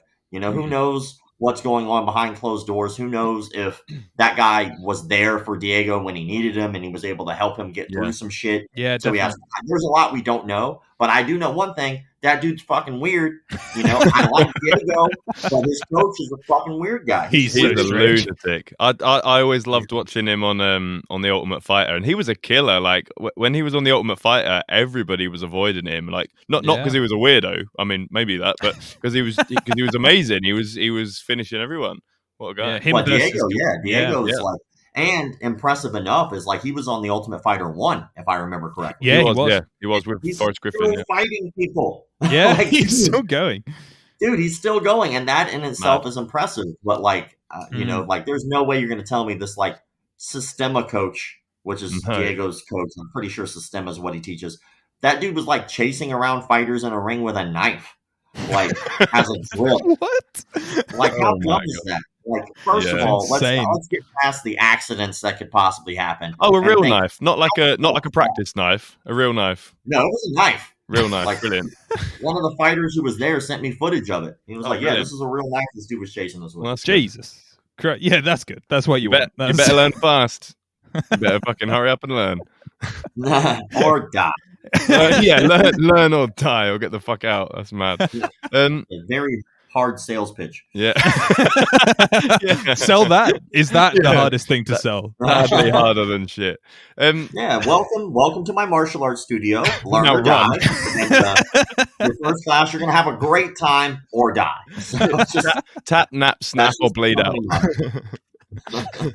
Oh my god. So Rob, obviously congrats again on 10 years, man. That's awesome. But a question that made me think of was obviously with a page the size of yours and with the nature of what you do, you're going to encounter so much negativity, whether it's through the comments or whether through the backlash of the people that are complaining that you're posting their stuff, or even just some of the things that you find out that are going on in the world. Like after 10 years, like how do you deal with all of the negativity, or do you find that the positive easily outweighs the negative? The positive outweighs the negative by a ton. I get so many more messages in a week of people saying thank you for what I do than I do people who throw shade or hate. Plus, I'm not an idiot. whenever somebody's just being an asshole to be an asshole, I just block them. Yeah. like if you don't like what I do, you don't have to follow. But also, if you don't like what I do, I don't have to listen to your shit.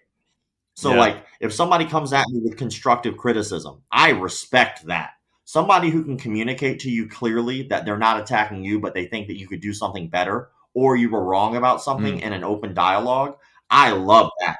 Like, as a matter of fact, what I've been doing for years now is I go live on Instagram Mondays, Wednesdays, and Fridays. And I let anyone join. Anyone. Could care less who they are. And if they have a problem with me, they can just talk to my face and ask me questions, and we can squash whatever it is. And you know what? It's almost rare that I get somebody on there who genuinely just does not like what I do. And it's weird because they'll be so vocal in a comment section, but then when you invite them to talk to you face to face, it becomes crickets. So I can't respect I see that every time.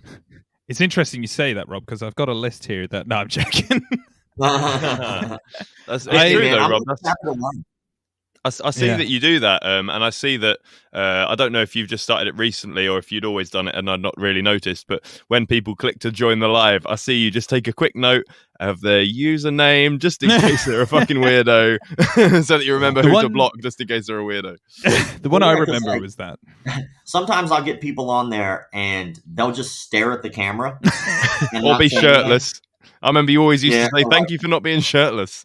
Yeah, like, keep your damn clothes on, man. Or like I got to deal with people who are like, just make random noises, like teenage kids that think that's funny. Jeez. And they'll apologize to me in like a comment or like in a DM. They'll be like, I'm sorry, dude. I was just trying to get clout. I was like, that was a dumb way to do it. Isn't it?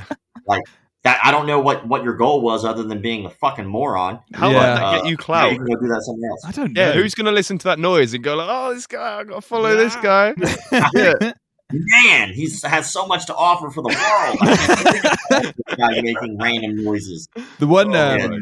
The one I remember recently was that you had a guy. I watched it and I was tempted to jump on, but I was like, a little bit nervous. I might jump on next time that we've actually had a conversation now. But there was a guy that was talking about pressure points, and you were like tearing him apart. Unlike everybody that had like listed it, like said this is complete shit. Was this the one I sent you the link for? Ian? Yeah. And he was just quick, get on Mcdojolife. I remember that. Not only was he like completely chatting shit, which was just, and he just seemed to be completely not knowing what to say. Like, he came on there, he was on there, and then he just didn't know what to say. But the one that also made me laugh, which you may remember or not, was afterwards there was two guys who were out clubbing, clearly, who had been watching, and they were like completely drunk. And then one of them was like, I've done jiu-jitsu. I know what it takes to break a man. And I was like, wow, okay. They were hammered. I thought it was funny. But that's why I like doing the lives, man. Like, I never know what's going to happen. Plus, it helps me work on my chops. You know, it keeps you a little quicker. You know, it allows you to kind of have an open voice. And I think that it lets people connect with you a little bit so they can kind of understand who you are and what your personality is. I did want to talk about that pressure point guy that you mentioned, though. Yeah, definitely. He was crazy. That was actually like something that had taken place over the course of like a couple months. Oh, right. So like it was like right in the middle of like COVID, like when COVID, you know, in the middle of from like COVID starting to now. But around that time, this guy hit me up and I was talking about pressure points. I was talking about all the things that had come up about pressure points being nonsense. And then he was like, no, it's real. I was like, okay, well, why don't you just join so we can talk about it? Which I often will if I see somebody who doesn't agree. I'm like, all right, cool. Let's just talk about it. Maybe I'm wrong. And so he joined the live and then he kept going on about it. And he was like, I'd be willing to prove it. I was like, so you're saying you'd be willing to spar somebody and you're just going to use the pressure points and they can do whatever they want? And he was like, yeah, of course. He goes, I can do whatever I want to, but I'm going to be using pressure points. I was like, okay, by all means. So I was like, I'll set that up for you if you want. And so I did. I took the time to go find a match for a guy. It was a judo guy versus this guy. And I was like, well, all you got to do is show up. It's all set up. And then after I had gotten it all set up, he was all about it. And then when it came time to set a date and a location, he just was talking and he would never set the date and time. And finally, I was like, dude, please stop writing me. All I care about is you setting a date and a time. So don't answer anything else. Don't write anything else unless you set a date and a time. And then he was like, well, COVID's going on and I'm afraid that it'll get locked down. Now, he personally wasn't worried about catching it, his argument was that he was worried that it would get shut down by the police. And I was like, so you're telling me that you and only one other person are meeting up for maybe 15 minutes and you're worried that that will get shut down? I was like, okay, whatever. So I move on with my day. Then that day, he writes in the comment section, I'm ready to go now. And I was like, okay, like, let's set up a time and a date. And then, of course, he refused to set up a time and date. And I was like, dude, you just like to hear yourself fucking talk. Like, if you believe it, you believe it, but show some conviction. Where's the conviction? You know? Yeah. And so it bothered me to no end, because then he still had the audacity after all that and wasting all that time to jump on and still try to waste my time. So that time I was like, nope, now I'm just going to roast you. I'm going to roast you so fucking hard it's going to make you cry. Yeah. And like I was tired of that shit. Well, I think like, he was. I think he was crying. Well, he did look sad. Well, like, because fuck him, man. Yeah, like, fuck that guy. Don't perpetuate nonsense that's going to get people hurt or killed, which he does. And then don't try to set up something and be all about that life, because I will simply say no. It's not hard. I'm a grown-ass man. If somebody says, well, fly over here and prove it, I will say no, and then I'll move on with my day. I won't give two fucks about it either. I'll sleep like a baby. Why? Because that's not how my job works. If I had to fight every asshole who wanted me to fight them, I would never stop fighting. That'd be a very different page. That'd be such a different page. It would just be me with brain damage, drooling all over the place, going, I'm ready for the next one. As I drool and blow into my straw from my wheelchair. Like, no. Like, that's not how grown folks handle grown folk problems. The answer isn't punch him in the face. What are you, the fucking fifth row of a local fight night? Get out of here. Oh my god, man. He's the just bleed guy, man. He's the just bleed. The thing with that, when he did go on the live when I saw it, was that everything you kind of said to disprove the pressure point theories, the look on his face and the way he was responding was almost as if like, oh, I'd really never actually thought about it. Like, someone told me it worked, so I've just carried that information with me indefinitely now. It was almost like you were the first person to ever tell him that that's not the case. I couldn't believe it. Well, all I did was just hit him with facts. I was like, just naming off all of these fighters who we literally just interviewed for our documentary. Yeah. And we asked them detailed questions about pressure points. And the one thing that was universal, everyone from Stephen Thompson to, sorry, I apologize. The names just kind of escaped me all of a sudden. It's all right. But, you know, we talked to Dave LeDuc, the king of Leftway. Yeah. You know, we talked to Pitmaster. I forget his John Hackelman. Yeah. Talked to John Hackelman. You know, he's one of the great old school camp. He comes from a traditional martial arts background. He's Glover Teixeira's coach and was Chuck Liddell's coach. Yeah. Yeah. Like, he thought it was bullshit. You know, like fucking Dwayne Ludwig, bullshit. Yeah. All these people, even an acupuncturist, a licensed doctor acupuncturist who trains jiu-jitsu, said he would never use them for self-defense. And if anyone knows about pressure points, it's the doctor. An acupuncturist. You know? And so, like, all of these people said it's bullshit. And then out of nowhere, you get people like this who are just either they're brainwashed or they're so caught into the cult of everything that if they admit, even by an inch, that there's a possibility it doesn't work, then it tears down who they are as a person. Yeah. Which isn't the truth, but that's how they feel, you know? Yeah. It's how he looked. That description is just like the best one possible, that it just tears down everything they've believed in their life and who they are. Because that guy looked like, as Dustin said, he looked like he genuinely was having like a cultural shock from what you were saying. Like, you were going like, this isn't real, or like a complete break of his reality. And it's the same as that one. You'll probably know this, but the master who used his like a video of his students like flipping in the air, and then he fought an MMA guy who just beat the shit out of him, and like he genuinely looked when he got hit in the face that one time, and the guy like said to him, "Do you want to continue?" He looked like he couldn't believe this guy touched him, and then the guy was like, "Yeah, all right, I'll keep hitting you." And that description of like their world getting torn down around them is just like so true. That guy you were talking to looked like broken. The thing like, and you know what kills me is like, that's not my goal, you know, but like I think about sometimes how things I do are perceived, which is very interesting. Because on one hand, I'll post something almost every day, and almost every day in the comment sections. Actually, I will just go ahead and say every day in the comment sections, not almost.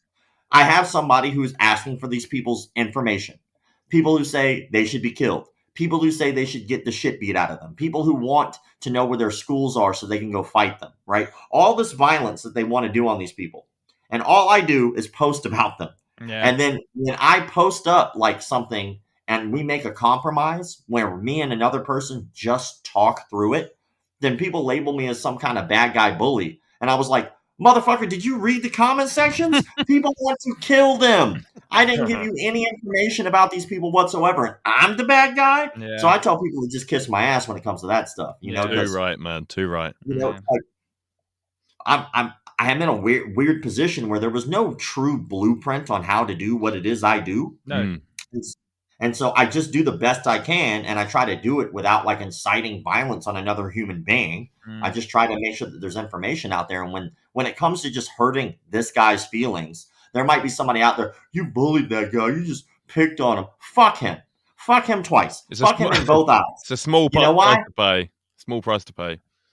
Exactly, because I hurt his feelings. But let's imagine if that guy decides that he's no longer going to do martial arts. That means that's one less person who's out there perpetuating that garbage that will get somebody hurt or I was killed. about to say, you hurt his feelings, but what he's teaching somebody could end up killing them. Like, they could end up, if they get jumped in a street with somebody and they're like, my knife defense where I can just step aside is going to be fine. It's like, no, it's not going to be fine. And it's like, yeah, he's upset, but you've achieved a lot more with words than him or somebody else getting very seriously hurt. Definitely. Exactly. I had there was a time that a dude literally threatened to find me and kill me.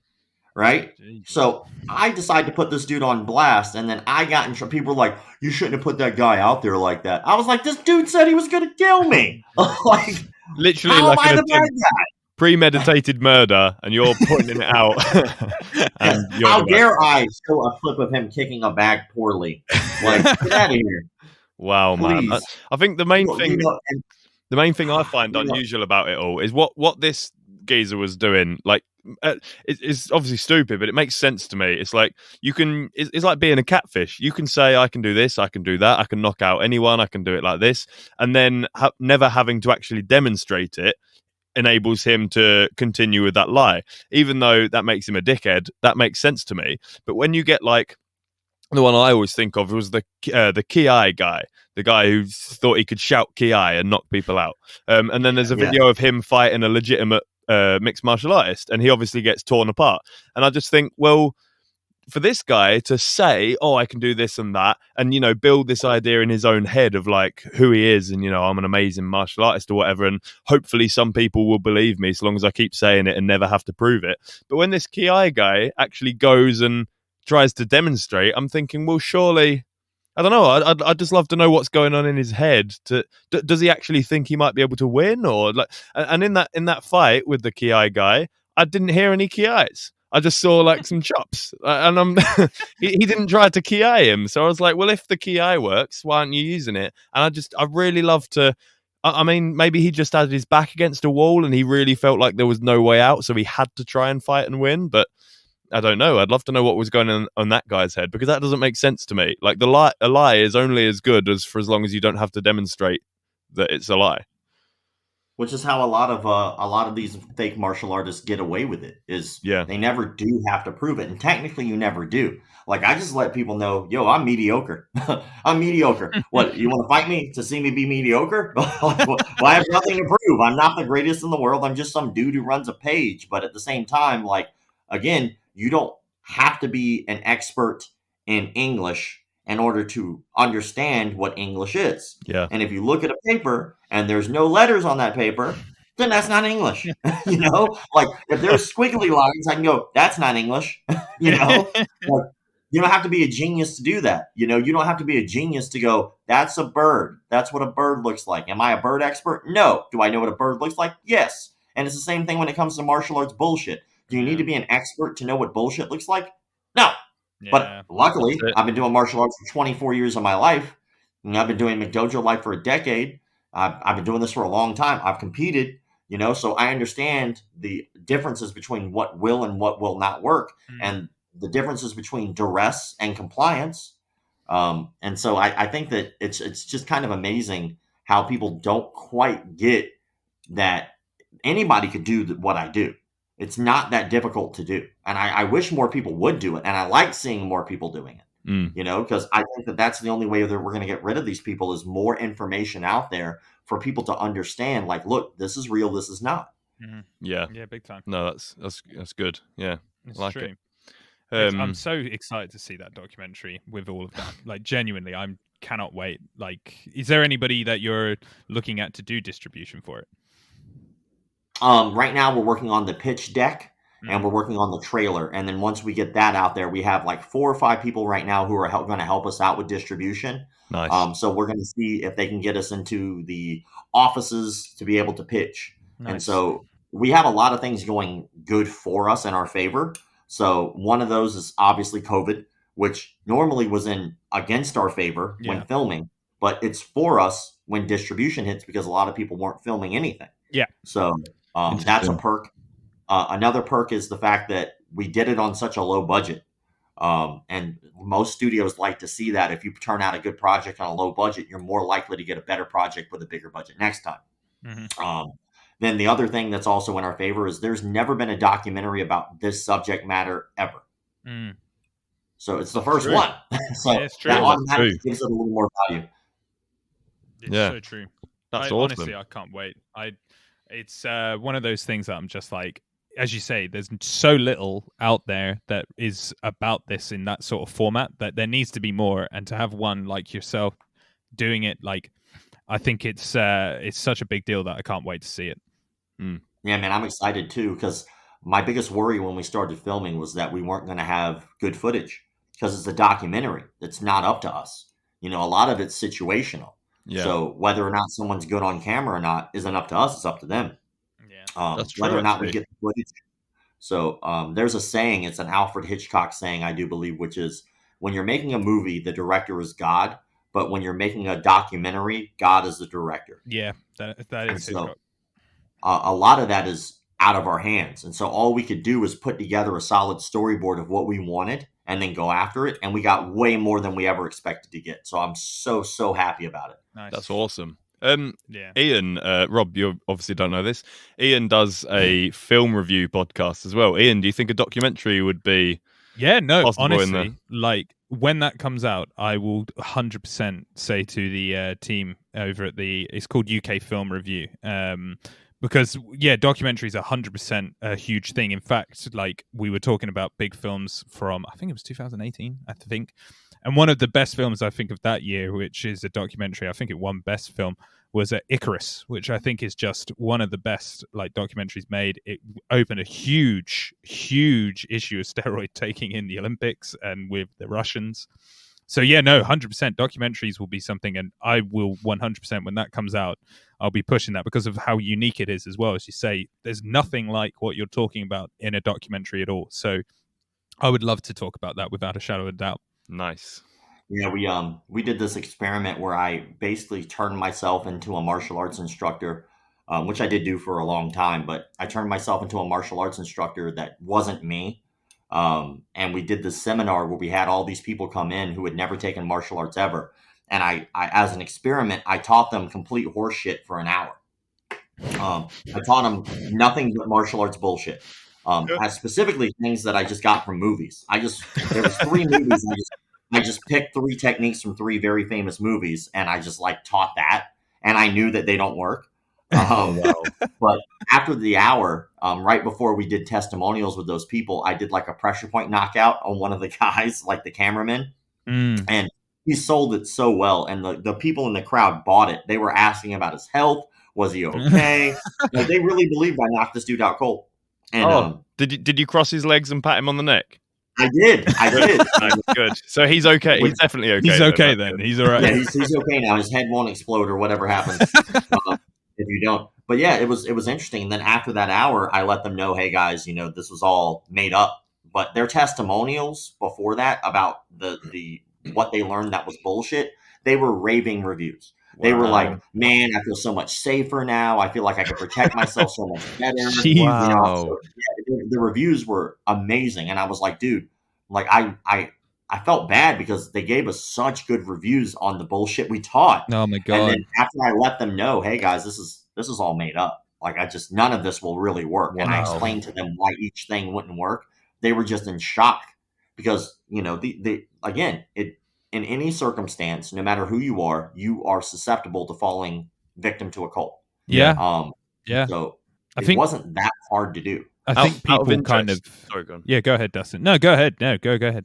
I was only going to say, out of interest, Rob, which pressure point did you use? Because I only know a handful of the spleen pressure points. I know the spleen 6, the spleen 19. The throat one.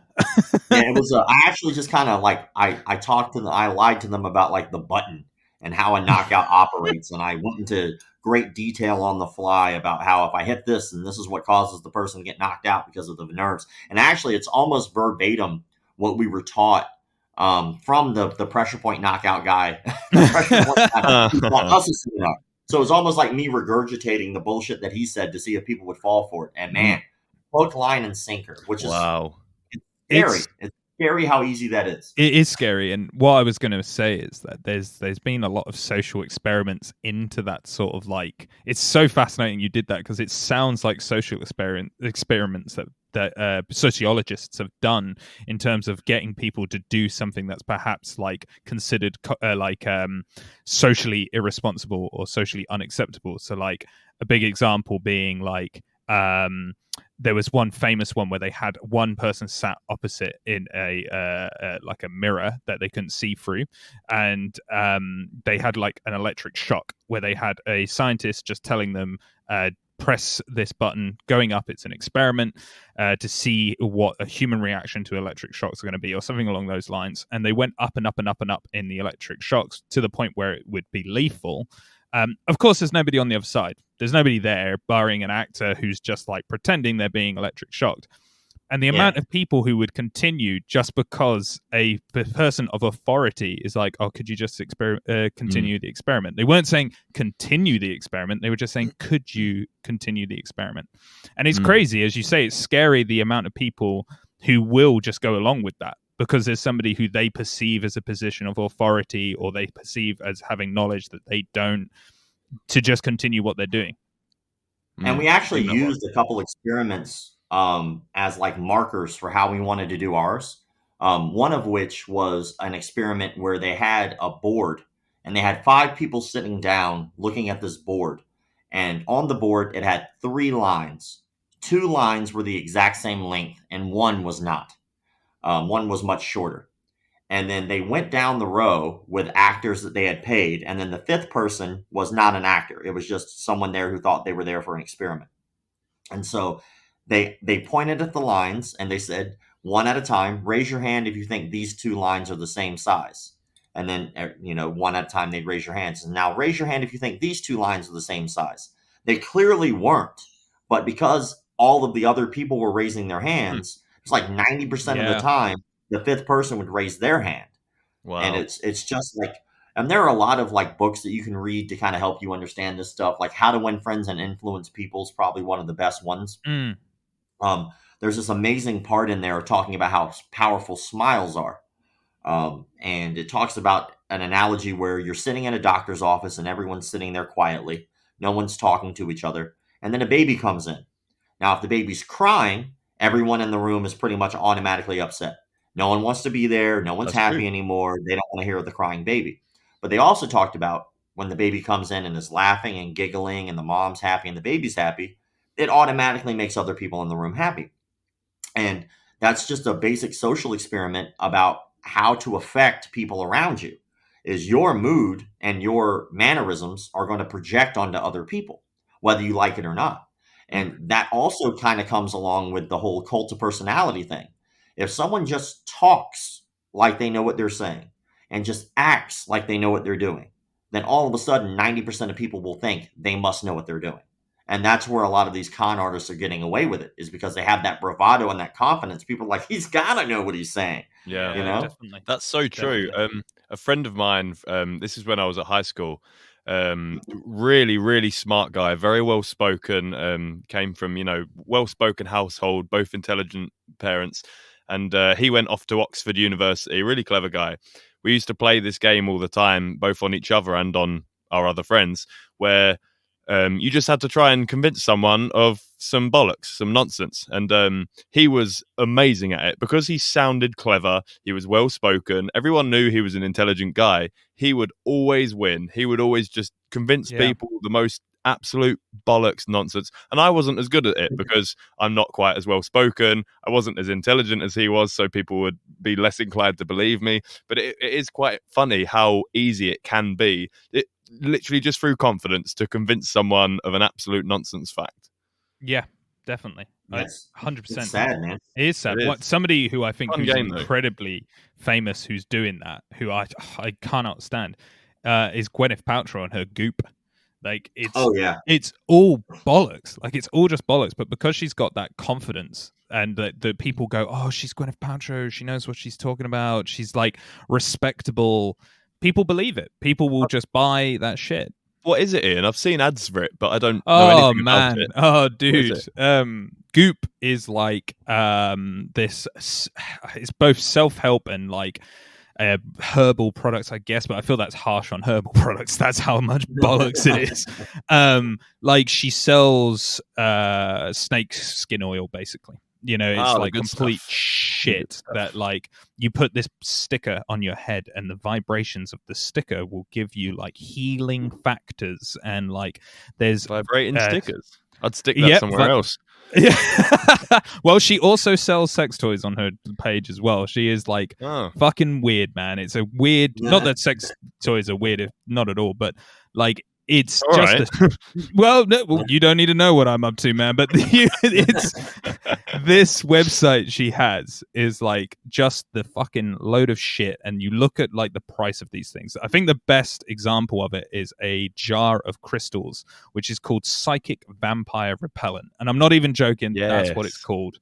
And it's like fucking $100 or $200 for like this jar of gems that you could fucking buy or get from like the seaside probably, and like just from some rocks on the side of the road that look man. Cool. But without that, how are you going to repel all the psychic vampires? Well, what are you going to do? I was about to say, man, you haven't had any psychic vampires yet, but it only takes one. So I'd rather have the crystals and not need them than need them and not have them. Then we'll see who's laughing. My question is, by psychic vampires, is it a vampire who's a psychic, or is it a vampire who has psychic powers? Like, are they able to like read my future? Creeps into your room and tells you your fortune. That's not as terrifying. Like he's hovering over you, and then he pulls out tarot cards, and he's like, "And your lucky numbers are 7, 8, 13." Does he still need to be invited in? I'd have so many questions for that fucking like ridiculous person. I'll definitely be looking at that website after. I recommend going to YouTube and watching. There's a guy who has like a lot of videos, which his show is kind of like a lot of different things that he looks at. But his channel is called JonTron. And I don't know much about him, but his channel is quite funny, and he like does lots of different stuff. And one of them was he did 2 parts on Goop because Netflix gave her a fucking show where she went round meeting people like who there was one which she sent. She never does these things because of course she wouldn't. She's Gwyneth Paltrow, but she sent people who worked for her to Jamaica to take fucking magic mushrooms. So you must sign up to work for Gwyneth Paltrow, and there must be a clause where it says like you must go to another country to take fucking like drugs and acid and shit and see what it does to you. And they sent them there. Party. Where do I sign up? Yeah.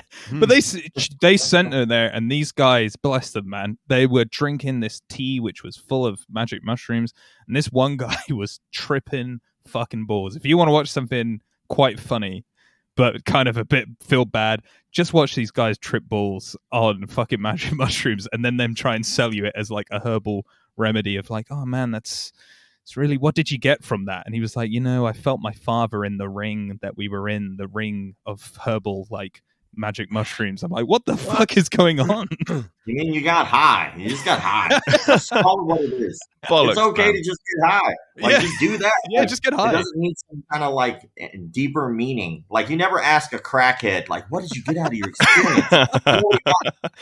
He got some kind of STD and he got homeless. That's what he got. Oh man. And That's we're back to the guy in the box. Yeah, well, he's going to teach me. That's my new master. Oh, madman. I'm not into that stuff, but me and my partner went to Amsterdam. I don't know if it was a year or two ago now, because COVID has just confused me. But a little while ago, we went to Amsterdam, and that was the first ever time I tried mushrooms and smoking weed. And man, I didn't experience these like out of body, profound anything. Like we had a laugh. It was funny. Yeah, you know what I mean, you've got to work really hard to turn that into some sort of life lesson or some sort of epiphany. Yeah, man, you're just high. Like I didn't start smoking weed until my late 30s, or not my late 30s, but my early 30s. Yeah, like I just didn't like it. I had 3 bad experiences with getting drunk and high at the same time, and I just didn't like the way it made me feel. And then later on down the road, things start falling apart, knees, back, stuff like that. And I didn't want to get addicted to real painkillers. Yeah. So I decided to give weed another try. And now that I'm in a good place with it, like, it's just a great medicine for pain relief. So I don't use it myself, but hopefully it will get legalized here at some point because of all the benefits it has. My cousin sadly has Huntington's disease, which is like a degenerative brain condition, and it's been proven that marijuana can really, really help with the shakes, with the pain, with a lot of aspects of it. But I don't know, it's just not available, and it's a plant at the end of the day. I've always been. It's a plant. I mean, cocaine obviously is like a highly overproduced product with a lot of dangerous chemicals in there. Like, I mean, bleach is in cocaine, right?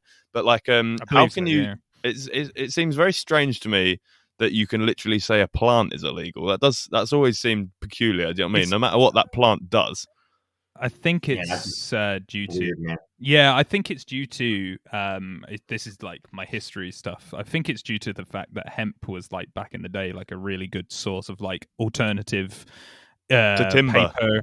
Yeah, to timber. Yeah, and I heard about the timber industry. There was a huge smear campaign, and it got basically made illegal because of that. And yeah, it's just like that basic is what I hear. What I was going to mention when you said bad experiences, Rob, I don't smoke weed at all anymore, but I used to smoke it a fair amount with my partner. This is the story, I think it is.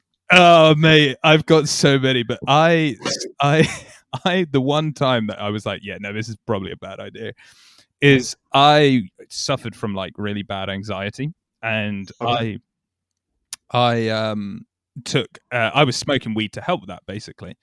And one night I was like, oh man, I just can't sleep and I'm tense. And Simone, my girlfriend, was like, oh, maybe just roll a joint. That's probably a good idea. This is a different story. I know now, Dustin, which one you're talking about. But this time I'll tell that one as well because it's fucking great. But I rolled this joint, and I didn't really roll joints. And over in the States, you guys don't put like tobacco in usually, from what I understand. And I don't roll joints much. And I found this video of Seth Rogen like teaching you how to roll a joint. And I was like, he was shoving in all this fucking weed, and I was like, oh, okay, cool. This is like a normal joint. This is the standard size. And this joint was like as big as like fucking King Kong's finger, man. Like, it was fucking huge. And I was like, oh, this will be fine. Now, I remember distinctly when this was, because it was after Ronda Rousey got fucked by Amanda Nunes. And it was when Joe Rogan and Brendan Schaub were arguing on their podcast about when the fight was over. Because that part of that podcast is now etched into my brain. Because I'd smoked this joint from like the top all the way down to the bottom. Just because I was like, I'm really not feeling this. And then when it hit me, Jesus, man, I felt like Amanda Nunes had hit me. That's how hard it hit me when this like fucking joint hit. And I was like, oh my God. And I was so close to like vomiting. And my flatmate, bless him, this was like at 1 o'clock in the morning. I had to go wake him up because I was like fucking all over the place. So yeah, I've had like some pretty bad experiences. Jeez, man. If you want to hear the other one, It's just me talking now. Was it the one we in the invited car? you on. Yes. No, go for it. Yeah. This is the one that's actually, it's kind of long, but everybody who knows me probably knows this story. But I like, as I said, I like to smoke weed when I was at university. I think all sort of university students are like, yeah, let's smoke some weed and listen to Tame Impala and watch music, man. Shit, let's talk about goop. And I like had a friend come over who he like smoked weed and was like, oh, I can bring some over. And I was like, awesome, cool, let's do that. And my other two flatmates were going to like a house party, which I wasn't invited to, which, tells you about me. But they went off and I was still at the house with this guy. And we had a Chinese, which will become relevant, but he didn't actually smoke joints. He had like a little oven, which he smoked the like weed from, which I'd never seen before. I was like, what the fuck is that? Like, what is this? And he was like, oh no, it gets you higher quicker, which I was like, okay, all right, we can try that. And my other flatmate joined then as well and was like, oh, I'll smoke some weed. So we were sat on my carpet floor because, as you do, you think it's like cool. And this guy, I'm going to call him like Sam. That wasn't his name, but Sam like took this oven thing and like, I swear down, like took a puff of it and a suck, I should say, because he had a little like mouthpiece, which now in a COVID world is like, but he sucked this whole thing for a good 10 to 15 seconds. And I was like, oh yeah, man. And I was like, what the fuck is this guy doing? And I've never seen somebody go from not being high to high so quickly. Like, he was high. And I looked in this little oven and all the weed was like burnt out. It was like completely shit. And I was like, fucking hell, man, what the hell? And he was so high. He was like rubbing my carpet and like being like, he was like, oh, this is so good, man. We're in the circle. I was like, shut your fucking face. So I was like, we've got to get some more weed. So I text this girl who like I knew did a lot of different drugs, and I was like, have you got a drug dealer? And she was like, yeah, I do. Here's his name, and just tell him I sent you. And I was like, cool. So I messaged him and he was like, oh, where do you live? And I just didn't, because I'm so innocent to the world, like my dad will probably listen to this and he's a police officer, so like he's gonna be like, what the fuck? But I messaged this guy, giving him my actual address, and I was like, oh fuck, I should have told him like something nearby, because what if this guy just turns up and wants like payment and I don't have any money? So we like quickly went and he's a drug dealer. I can use the pressure points on him, it's fine. But he like me and my mate were like, right, we got to go get some money. So we left Sam in the house high as a fucking kite and went round to get some money. And we came to this shop, a corner shop, and was like, right, you go get money and I'll wait here. And then this drug dealer texts me being like, oh, meet me here. And it happened to be on the street. So I was stood there, and then this car was flashing at me, like just flash, flash, flash. And I was like, that's weird. So I carried on standing there, and then he flashed again. And I was like, God, that's really strange. And then suddenly this guy's head popped out the window and was like, dude, come down here. So I walked. He just didn't want to yell out the car, I'm the drug dealer. I sell drugs. So I walked down, and this dude, honestly, like, he was in a car. I'm not sure in the States if you have them. I don't know what car. I imagine you do. They have cars in the States, I'm sure. They have cars.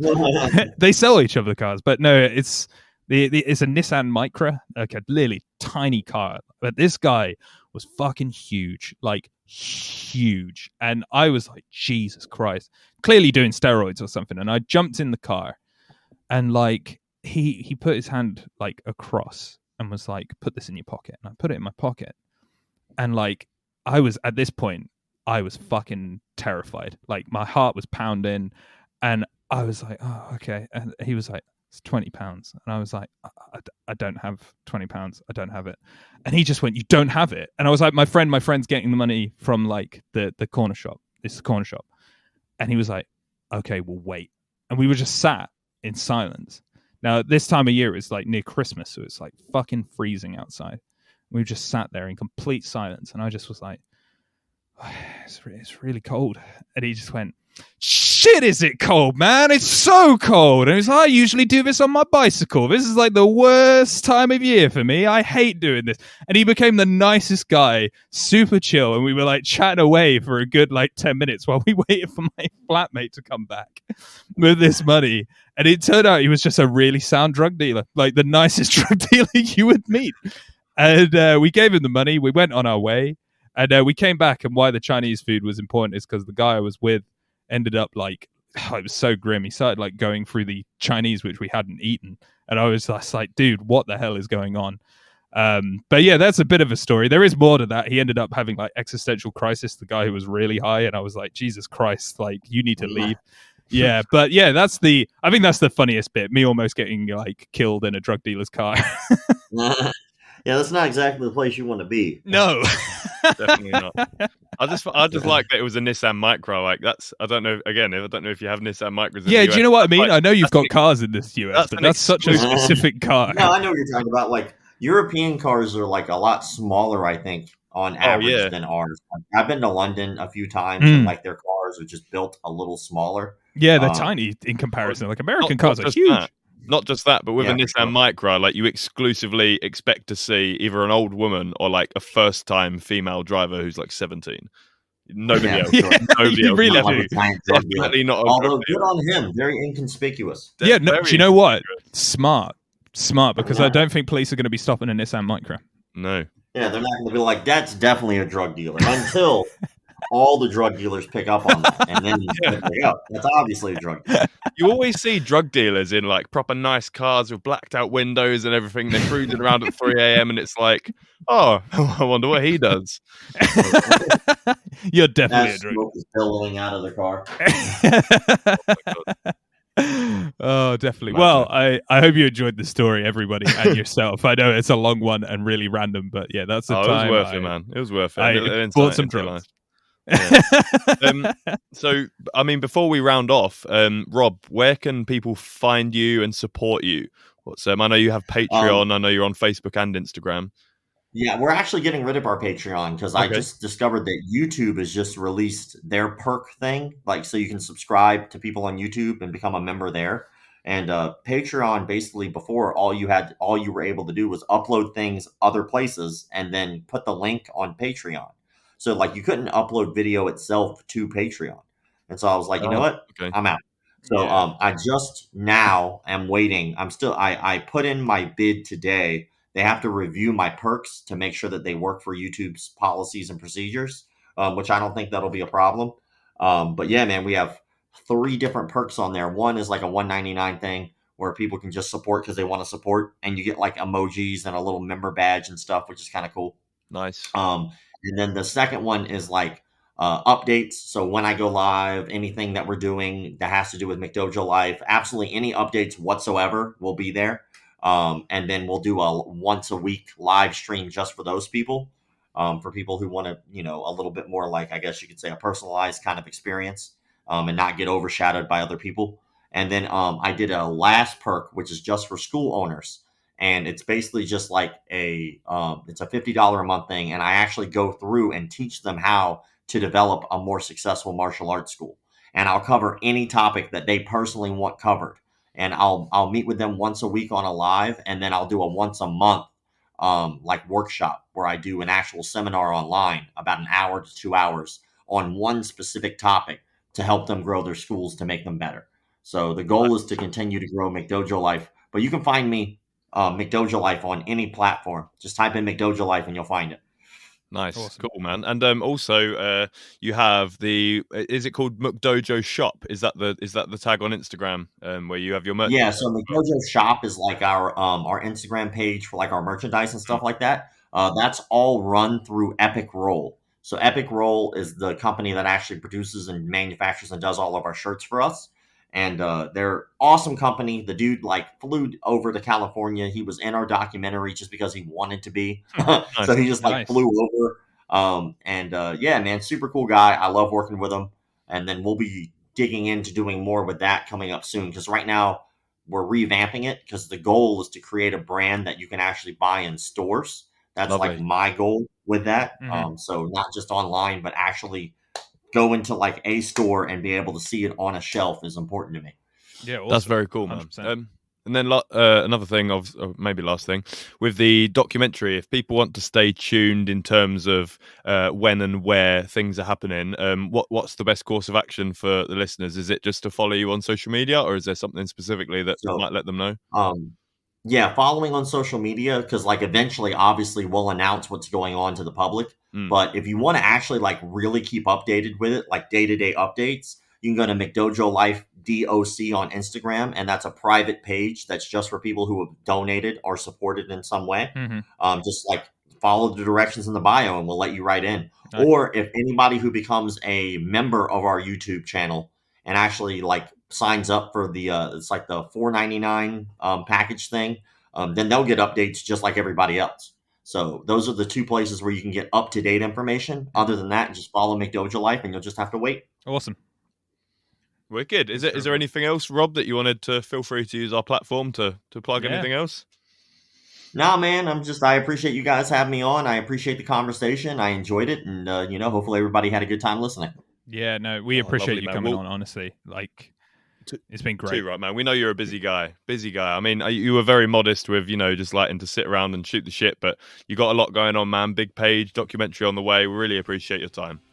Yeah, big time. Yeah, thank you, man. I appreciate you having me. Lovely. Awesome. Yeah, cool. Well, great. Yeah, I mean, we'll jump on your live, I suppose. We'll see you next time on one of your lives, man. Built up the courage.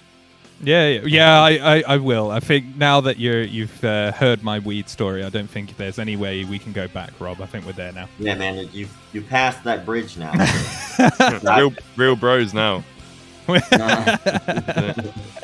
Awesome. Lovely. Awesome. Cool. Well, thanks everybody for listening. Yeah, and just a reminder to go check out Mcdojolife. Find him on Instagram, YouTube, Facebook, anywhere. Mcdojolife. Wicked. Thank you, sir. Thanks again, Rob. Bye, everyone. Bye, everyone. Thanks for listening to the Combat Casuals podcast. To get involved with the ultimate fighting conversation, email us at combatcasuals@outlook.com. We can answer your questions in our next podcast. Or maybe even have you on the show. Be sure to follow, subscribe, leave us a review, or support us however you can. Thank you to Me Against the World for our theme music. Catch you next time.